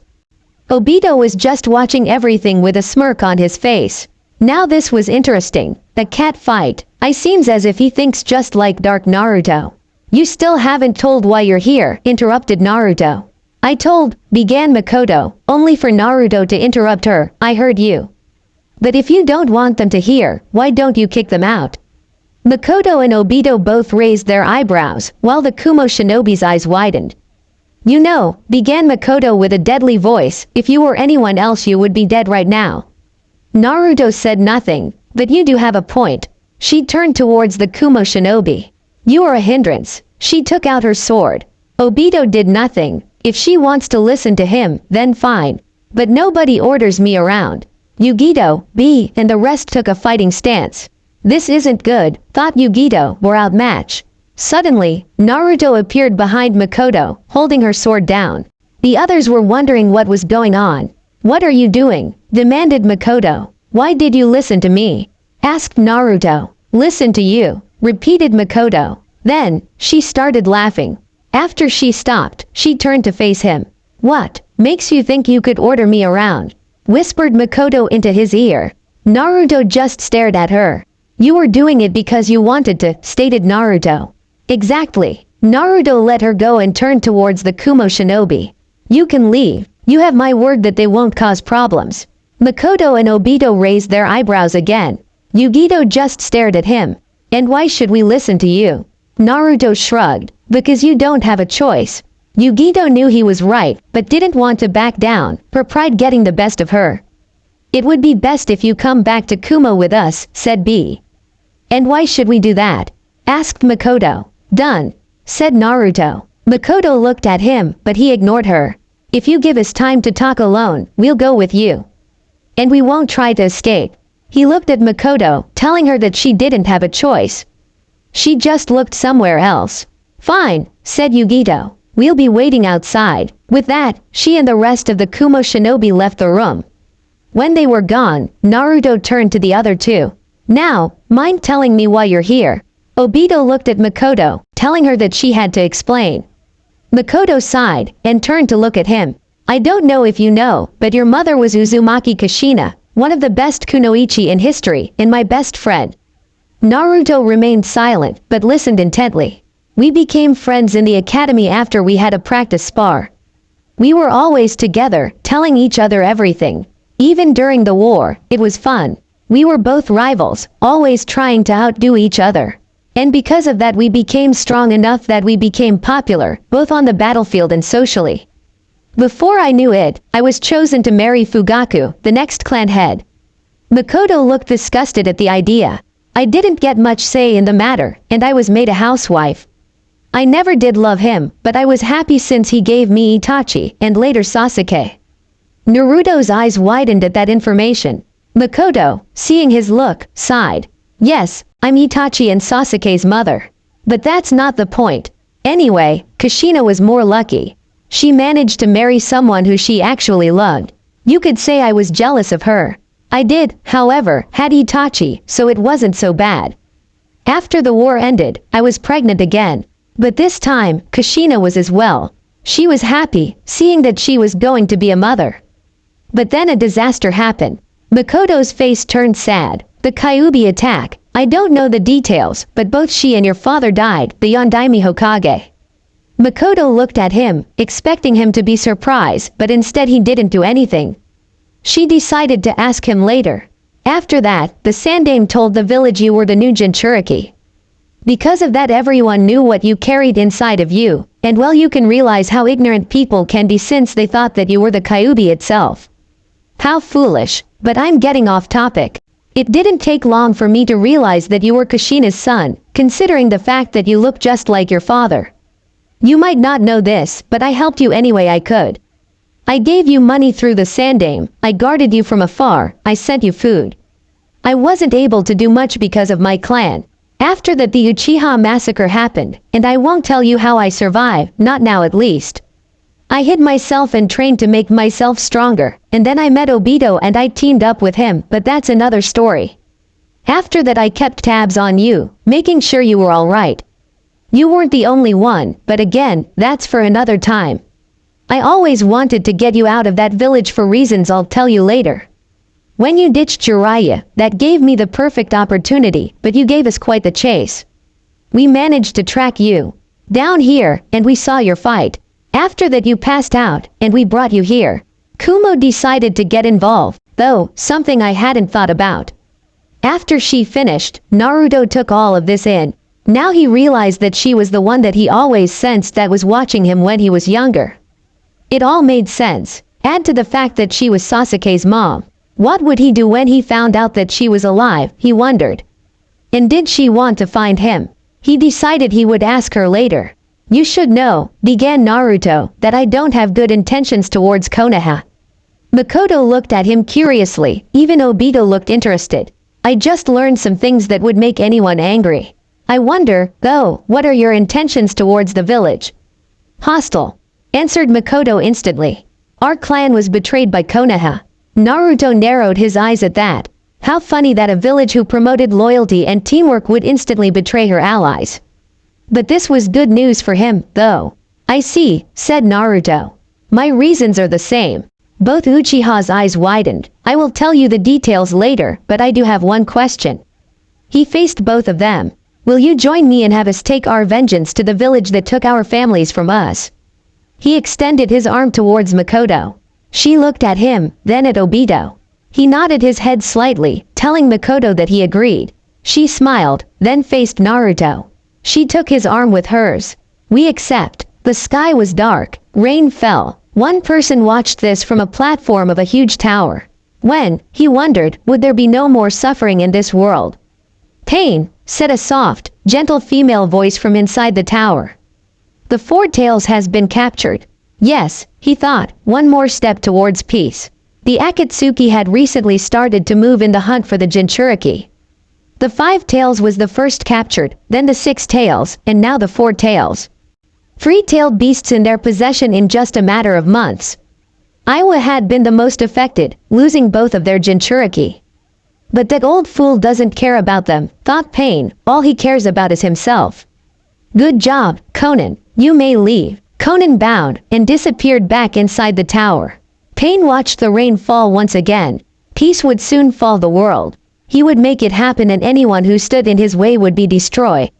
It was his dream, and most of all, it was the dream of his best friend who died while trying to achieve it. Then the rain would stop falling in his homeland. For now though, the rain continued to fall. I want you to join me. And why should I? I'm grateful that you freed me, but that doesn't mean I'll listen to you. Huh, Sasuke merely looked at Suigetsu with an emotionless gaze.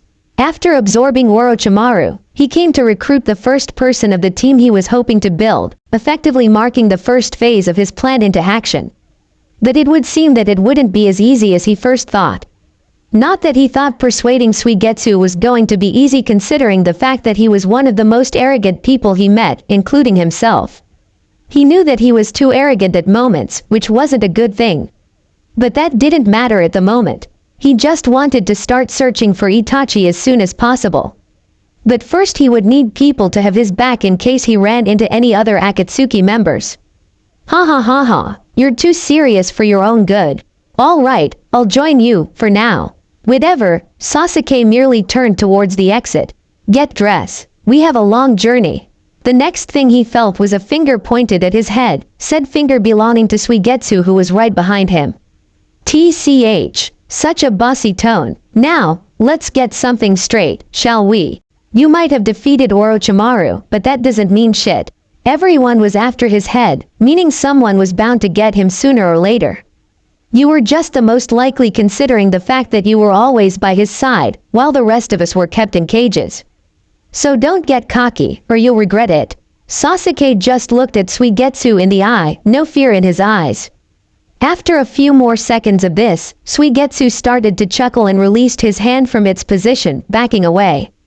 Whoa, no fear, nothing, which means your win wasn't a fluke. Good to know. Now, if I am to join you, there is something I'm gonna need. Sasuke said nothing. Instead, he just walked towards the exit of the laboratory, Suigetsu following him. I hate this. You're not the only one. What's that supposed to mean? Oh, I think you know what it means, little kitten. Who are you calling little, you old hag? Old hag, why you? Damn, they seriously have issues. I know, they're starting to get annoying. It's starting to annoy me too. I mean, where's the traditional cat fight? You know, with the hair pulling and clothes ripping while men stand to watch while throwing money in the fight. Those were the days, all right.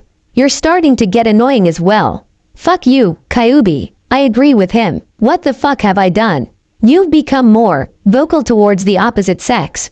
Can you blame me? If I could, I would be doing those too at this very moment till they scream my name out to the moon. Oh yeah, that would be nice. Naruto just mentally shook his head at his other self. Not that he disagreed with him, because, if he was honest with himself, he would do the same thing. But it also brought one thing in perspective. It was Sasuke's mom. His old teammate, his old rival. It was weird but appealing at the same time. Appealing because she was hot, and the look on Sasuke's face if he ever found out that he banged his mom would be priceless. Now that's a nice thought, he thought to himself. I agree with you completely. Those bitches are starting to get on my nerves, muttered Obito. Naruto glanced at him. Same here. Why did you have to agree with the Raikage in the first place? Hell, why did we even meet him? Complained Obito. It had been a couple of hours after their meeting with the Raikage. It had been a good opportunity in Naruto's mind. After explaining everything and that he wasn't going to attack Kumo, Kyuubi came with an idea. An idea that Naruto liked very much. Basically, he was proposing an alliance between him and Kumo. That didn't like the sound of that, and it took a lot of charm to finally get him to agree. As long as Yugito was with them, of course. A small price to pay, thought Naruto to himself. Indeed it was. Now he had a village on his side, a powerful new team, and a new summoning contract. Which reminds me, I still have to talk to the dragons about our arrangement. He wasn't to worry about that. He knew that dragons appreciated strength, so as long as he had that, he would have their allegiance. We now have Kumo on our side, for now at least. It's going to be helpful in the future. Besides, Yugito is gonna be useful as well, Naruto answered him. Obito just sighed, but said nothing else. Naruto looked at him with curiosity. How did you and Makoto even meet? Obito looked at the road ahead of him. It was shortly after the Uchiha massacre. She went to one of the secret Uchiha compounds that are scattered all over the elemental nations from the Clan Wars era. I used as well, so it was only a matter of time before we ran into one another. You see, I too was training at the time, and healing of an incident I had, which thankfully I have. Of course she attacked me instantly. Not that I blame her. After what she had just went through, she didn't trust anybody, again not that I blame her. After she calmed down, I told her who I was, as well as my story. We already knew each other because she used to take care of me when I was a kid. She thought I was dead, which is what everyone thinks. I still don't know you enough to tell you all the details as to why. But after that she told me what had happened in Konoha, and we decided to stick together and get revenge together. Naruto nodded, satisfied. What is it? I wonder how old she is. She doesn't look old, but if she was old enough to take care of this guy. Why does that even matter? Just curious. Not that I mind banging older women, especially if they look like she does. Naruto decided not to listen to the rest. Mind telling me where we're heading? Asked Yugito after she finally stopped arguing with Makoto. I would like to know as well, said Makoto. I'm still not done with my training, said Naruto. Training, repeated Obito. Brat, I don't think you need any more training. I'm still not strong enough to destroy Konoha yet. I wonder if you'll be satisfied with my power, thought Kyuubi to himself. Makoto grinned. I have an idea that you might like, she said. Naruto stopped walking and turned towards her. And that might be. Again, she grinned. Orochimaru is dead. The response was instantaneous. Itachi looked uninterested. Kisame grinned. Deidara's eyes hardened. Sasori had no reaction. Hidan grinned more darkly than Kisame. Zetsu already knew since he was the one who told Pain in the first place. Konan already knew as well, and Kakuzu didn't give a shit.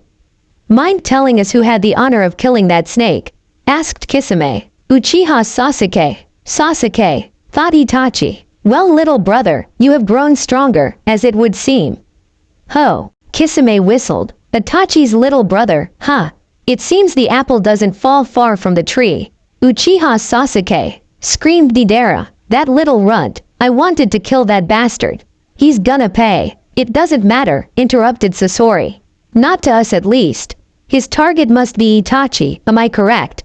Itachi glanced at him for a second. That is correct, said Pain. But that doesn't mean you shouldn't be on your guard. There's a chance that he might come after one of you for information about Itachi.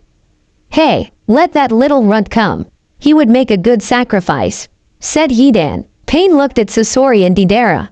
The one tail is the next target. How far are you from his position? We should be there in a day, maybe two if a sandstorm were to hit, answered Sasori. Good, make sure to hurry. Failure is not an option. And this goes to all of you, keep Uchiha Sasuke on your mind. This meeting is over. Itachi opened his eyes to see the clear blue sky. What of the 9 tails? Asked Kisame. I already caught my target, but you haven't. The 9 tails will be caught last, remember? Said Itachi in a monotone voice. Right now we just have to catch the other tailed beasts. Besides, we don't even know where he is. Come on, let's go. Itachi stood up and started to walk to a nearby village to rest. Kisame followed, while thinking, I wonder what goes around in that head of yours, Itachi. Sasuke will be fighting Itachi real soon. Do you want us to stop him? No, I have plans for the boy. Just concentrate on hunting the remaining tailed beasts. Understood, Madara, or Tobi, nodded. Good. Soon the world will know the wrath of the Uchiha. With that he disappeared with his teleportation jutsu. The thing he didn't know was that he was right. The world would know the wrath of the Uchiha, but it would not be delivered by him, but by another. Uchiha. So, is he gonna return to the village? Asked the hopeful Sakura. I'm afraid not, answered Tsunade. Right now in the Hokage's office, the rookie 12, or 10, as well as their senseis were just learning of the latest news about Sasuke killing Orochimaru. Oh, said a disappointed Sakura. Sakura, thought Ino sadly. Truth was, she also was sad about what she just learned, but not as much. Sasuke is obsessed with revenge, said Jiraiya. From what I have learned, he's forming a team to help him hunt down Itachi. Seems reasonable, muttered Kakashi. What about Naruto? Asked Kiba. Any news on him? Sakura flinched when she was reminded that her other teammate had also left the village. I'm afraid not, said Jiraiya. He still hadn't found anything that would lead to Naruto, which infuriated him. Minato, I swear I'll find your son and bring him back. Even if it's the last thing I do. The rest of the rookies were disappointed at not having any news about their friend. Right now though, there are more things to worry about, said Tsunade as she restarted the conversation. You want us to find Itachi, don't you? Guessed Shikamaru. You're right. If we capture him, Sasuke will no doubt come here, making it easier for us to capture him. Capturing Itachi will not be easy though, said Kakashi. He knew he was strong, but compared to someone like Itachi, he knew he didn't have a chance. Though, with Guy, Asuma, and Kurenai, there was a chance. Not to mention his partner as well, said Asuma. Another problem. Kakashi knew the rookies wouldn't stand a chance against the strongest swordsman of the mist. I know, said Tsunade with a sigh. But I'm confident you'll find a way. I would join you, but I have my spy network to deal with about finding Naruto, said Jiraiya. I wish you all good luck. Dismissed. The rookies along with their senseis left, intent on succeeding in their mission. Once they left, Tsunade turned towards Jiraiya. Are you sure that you're all right? Are you all right? He asked back. Tsunade sighed. You got me there. I wonder what the brat is up to, though. I hope he's all right. Jiraiya put a hand on her shoulder. Don't worry. The brat's fine. If anything had happened to him, my network would have known by now. He's out there, somewhere. But where? Said Tsunade in desperation. Jiraiya smirked. If I knew that, I wouldn't be here, now would I? Tsunade chuckled. I guess you're right. I'll be on my way then. Jiraiya made for the window, but before he could leave, Tsunade took his hand into hers. Please find him. I will. And Jiraiya, yes. Please be careful. Sakura returned home to pack for her next mission. She got herself a small apartment in the suburbs of the village after deciding that she could live alone. Her parents weren't excited about the idea, but in the end they agreed. As she packed, the picture next to her bed caught her attention. It was herself, Sasuke, Naruto, and Kakashi a day after Kakashi had passed them. Those were happy days, she reasoned.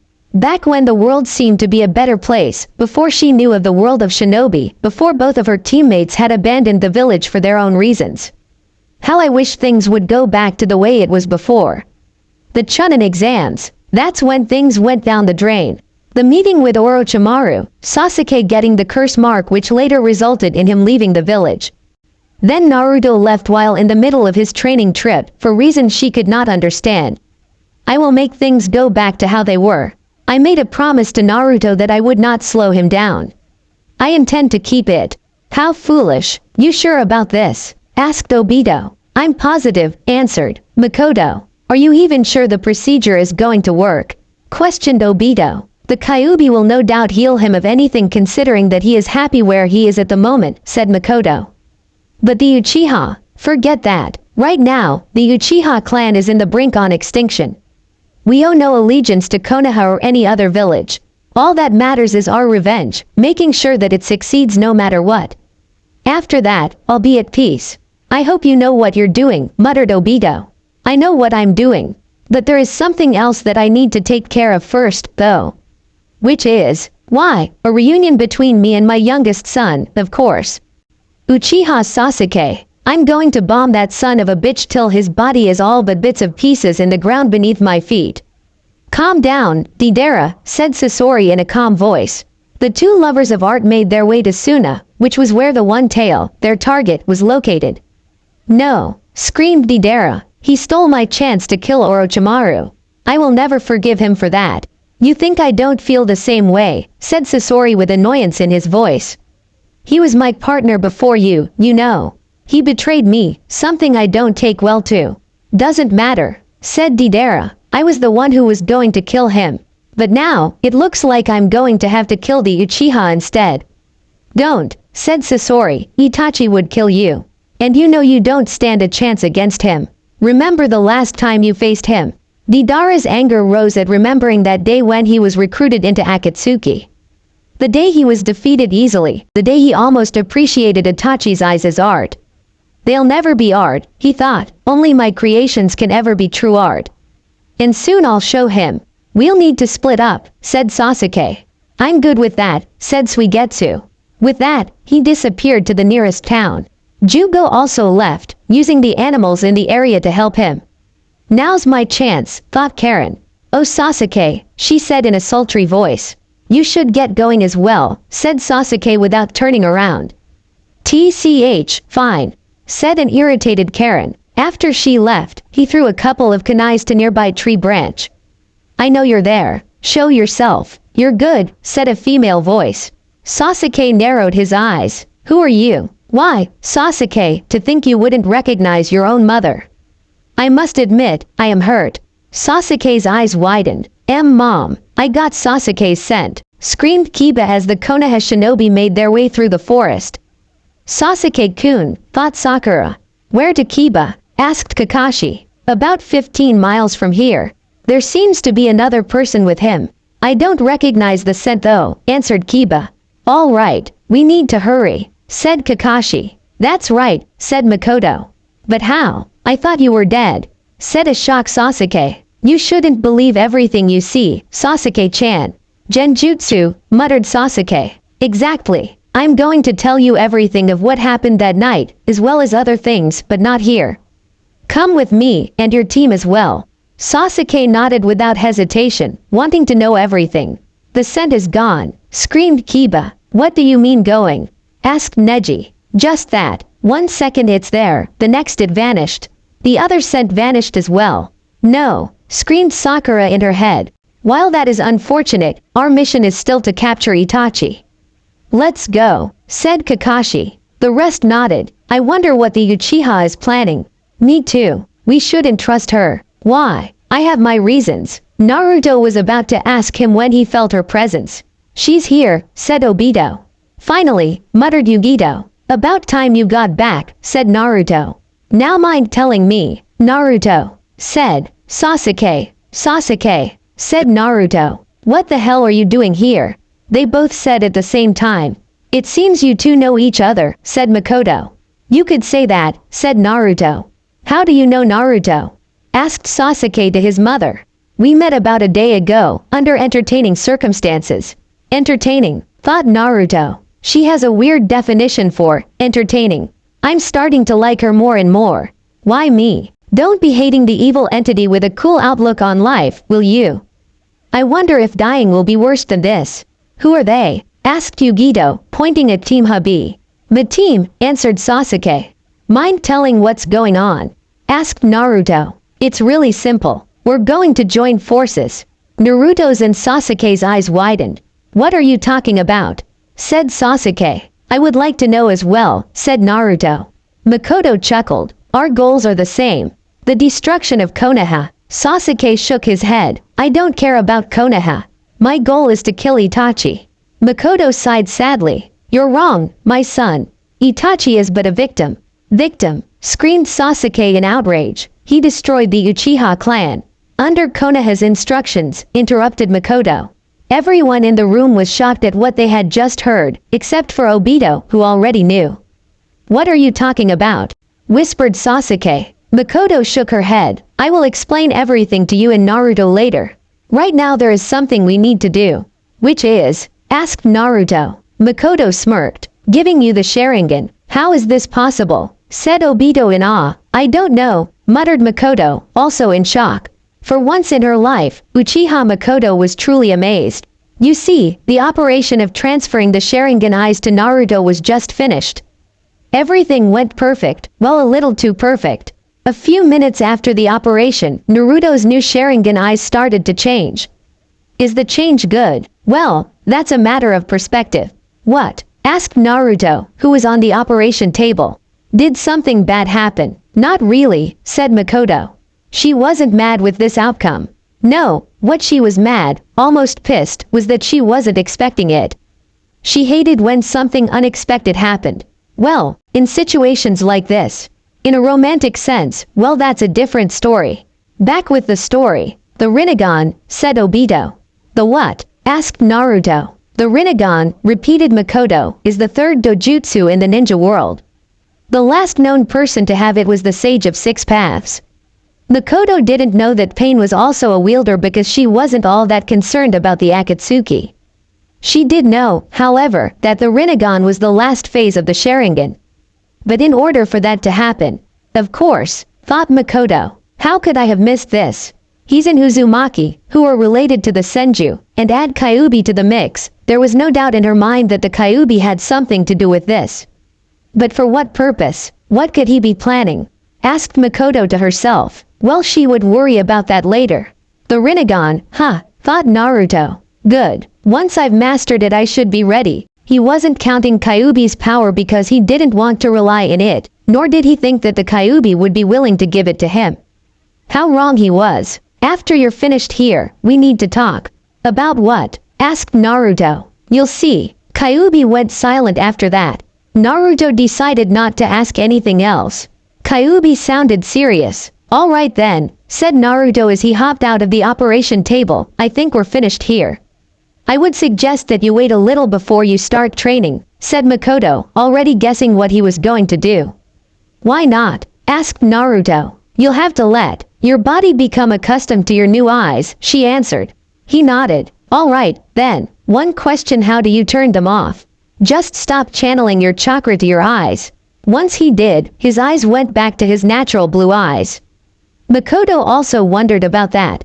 She thought they would have changed color, but it appeared not. I'm gonna go rest then. Naruto left the room to find an unoccupied bedroom in the Uchiha hideout. Well, that was unexpected, commented Obito all of a sudden. Makoto just rolled her eyes. It wasn't unexpected really. Well, to them it was, but in all logical sense, it was the expected outcome. Whatever. Now if you excuse me, I have something to do. She started to walk out of the room when Obito spoke again. You're gonna tell him about that night, aren't you? Makoto stopped walking, but didn't turn around. Yes, he deserves to know. Obito sighed. Well, it's your choice. Makoto walked without saying another word.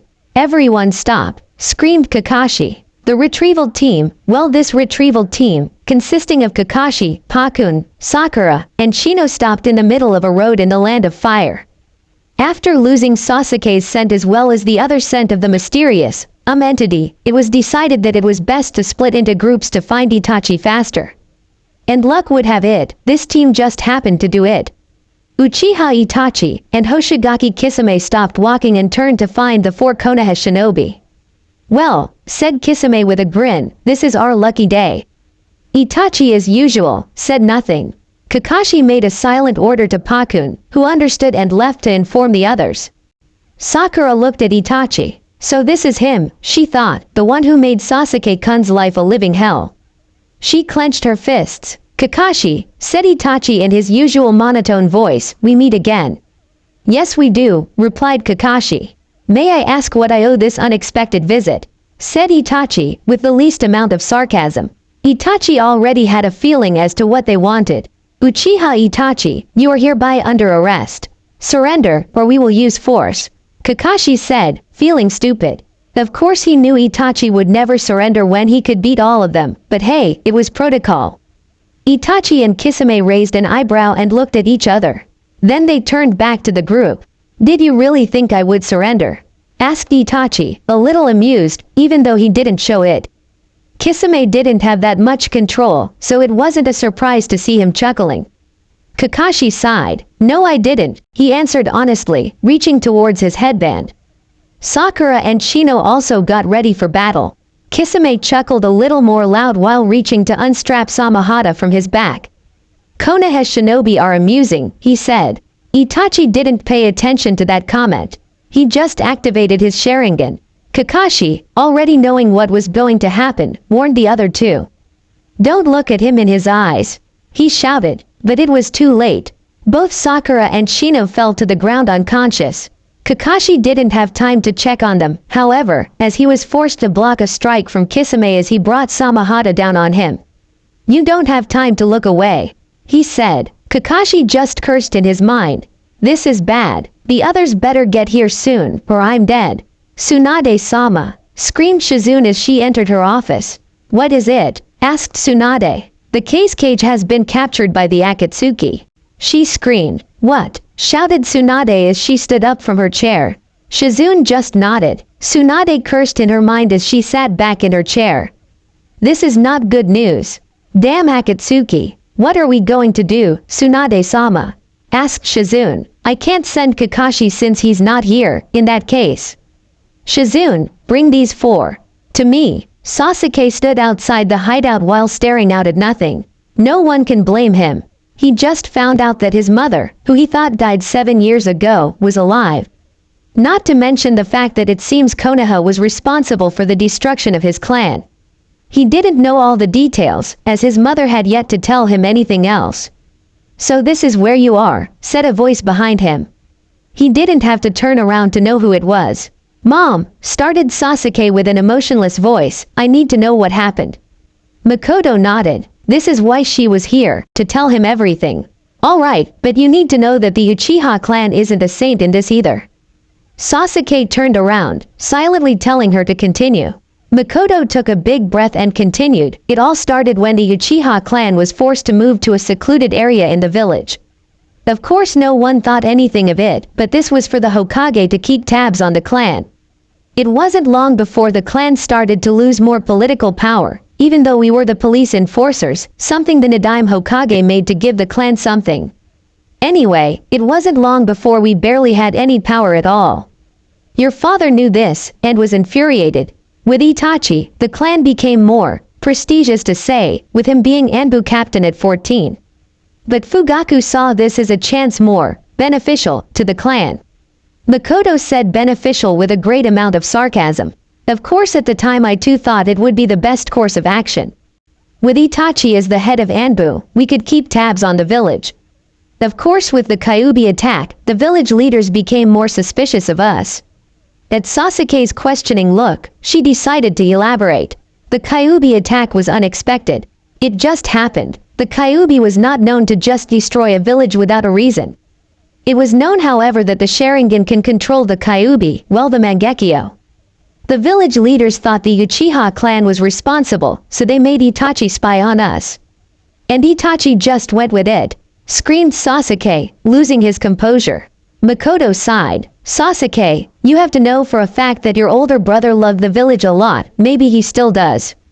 He grew up during the Third Ninja War, well in the final years, but he still saw a lot of things not meant to be seen by a child. He became a pacifist. Anyway, after that, Fugaku grew more and more impatient with the situation that he decided to form a rebellion. Itachi reported this to the Hokage and the elders. Of course, the Sandaime thought that a peaceful resolution was the best course of action. Danzo, Makoto said the name with disgust, came up with a better plan. He decided that wiping out the clan was the best course of action. Sasuke was shaking with anger by this point, and Itachi agreed with him. He asked with anger. Makoto sighed again. As I said, Itachi is a pacifist. He knew if the Uchiha clan had the chance of going through with the rebellion, a lot of innocent people would die. The other nations would probably take this opportunity to gain more territory, probably causing the Fourth Ninja War, making even more people die. Of course Danzo also used Itachi's love for you to finally convince him. Makoto stopped at this to look at her youngest son. Sasuke's anger disappeared, replaced with confusion. What are you saying? Makoto smiled sadly. What I'm saying is that Itachi really cares for you. There's no doubt in my mind that he still does. Danzo offered him the choice of wiping out the clan but sparing you, or him taking side with the Uchiha clan where we would all die, including you. Sasuke could not believe what he was hearing. Itachi cared for him all along. There was always this doubt in the back of his mind, that there had to be another explanation as to why Itachi did what he did. And finally it was all making sense. Makoto continued. After he made his choice, Itachi headed for the compound, and the night we're so familiar with happened. I hate the sand, thought Sasori as he and his teammate made their way towards the nearest Akatsuki base so that they could seal the One Tail. Speaking of that, Sabaku no Gara was being transported by the clay bird made by Deidara unconscious. He was barely alive, but this was the best he could hope for. He knew capturing an enemy alive was harder than killing him or her, so he couldn't blame Deidara for that. What he was pissed about was the fact that thanks to Deidara's art, nothing could be done secretly. They had already encountered the target's older brother, in which he fought him. He won, of course. The puppet user was using puppets he was so familiar with. He created them after all. In all honesty, he was impressed with the puppeteer's skill. If he hadn't created them, he was sure he would have had a tougher fight. In all reality, it wasn't a fair fight. But hey, in the ninja world, nothing was fair. You use everything to your advantage. But enough about that. There was no doubt in Sasori's mind that there would be more encounters with enemy shinobi.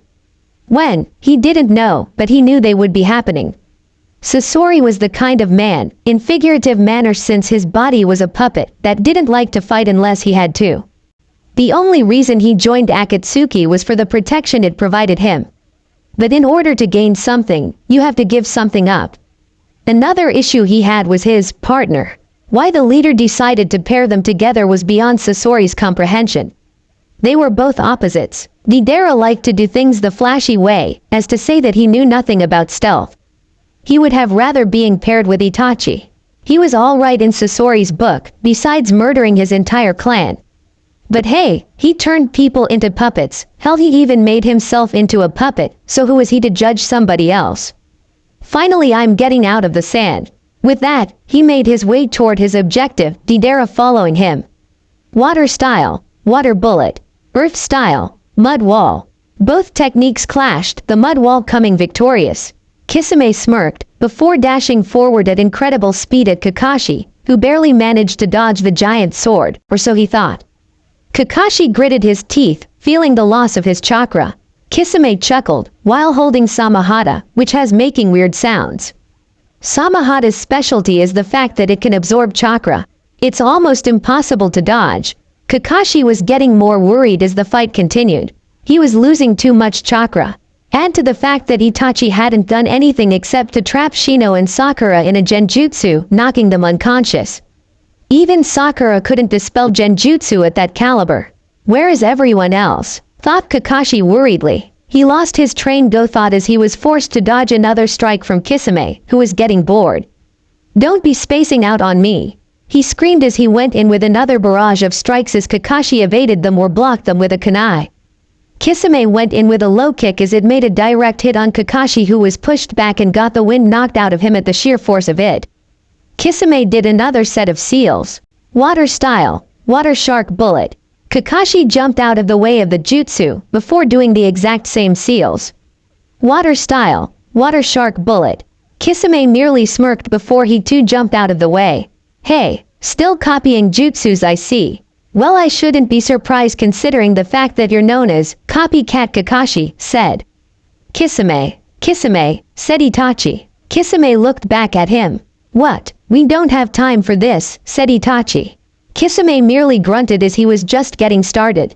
Before he could say anything, he was alerted at the sound of movement. He was proven to be right as the rest of the retrieval team landed. Kakashi merely sighed in relief. Oh, more company, said Kisame with a grin. Kakashi, you okay? Asked Asuma, while Ino and Kurenai went to check on Sakura and Shino. Yay, I'm almost out of chakra though, replied Kakashi.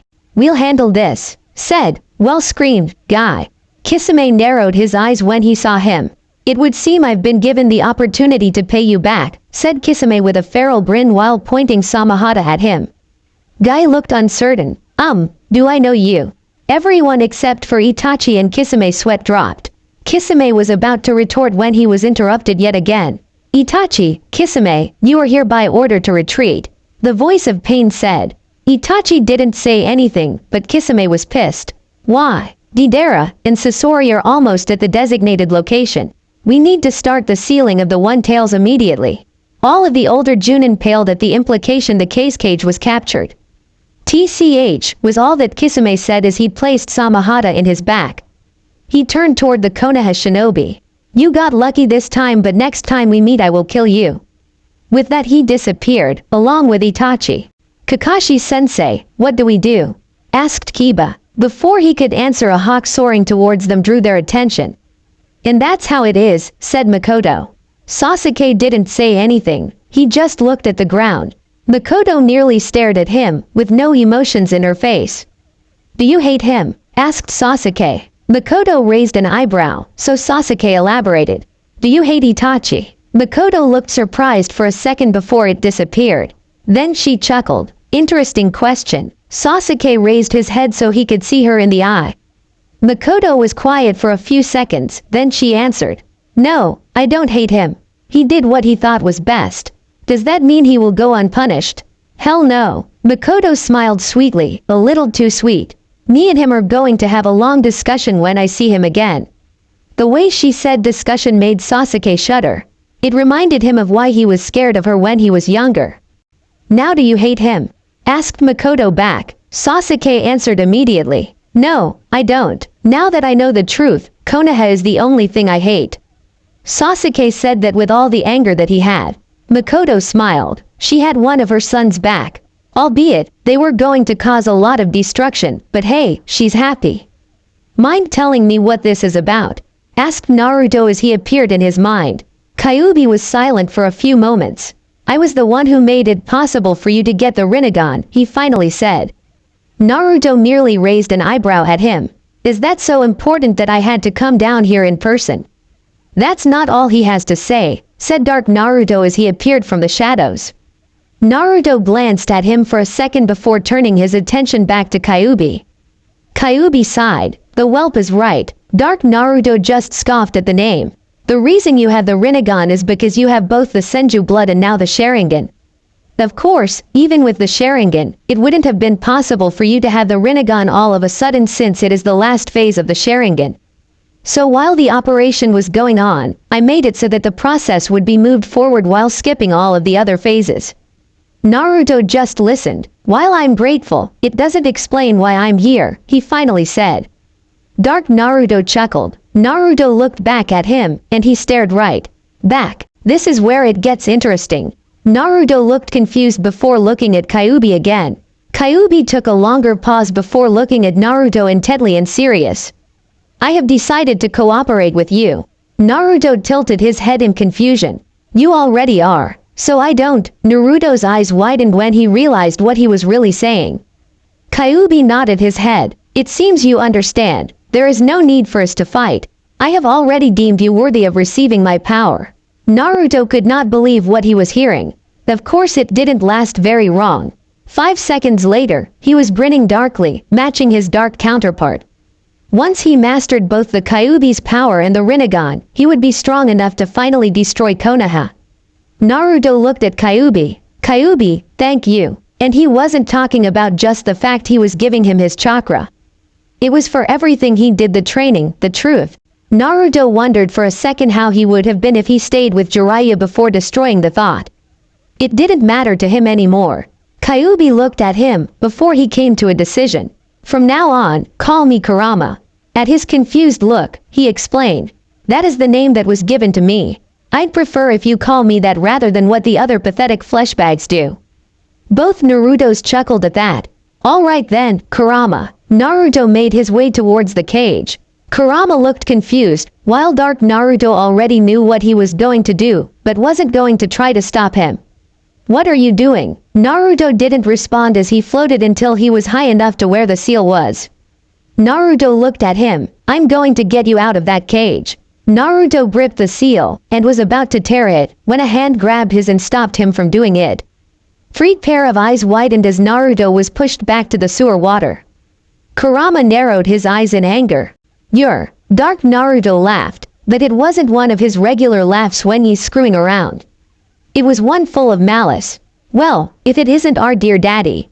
The individual that stopped Naruto was none other than Namikaze Minato, the Yondaime Hokage, in all his glory. Hope you guys enjoy first part of this story. Do like, share and subscribe.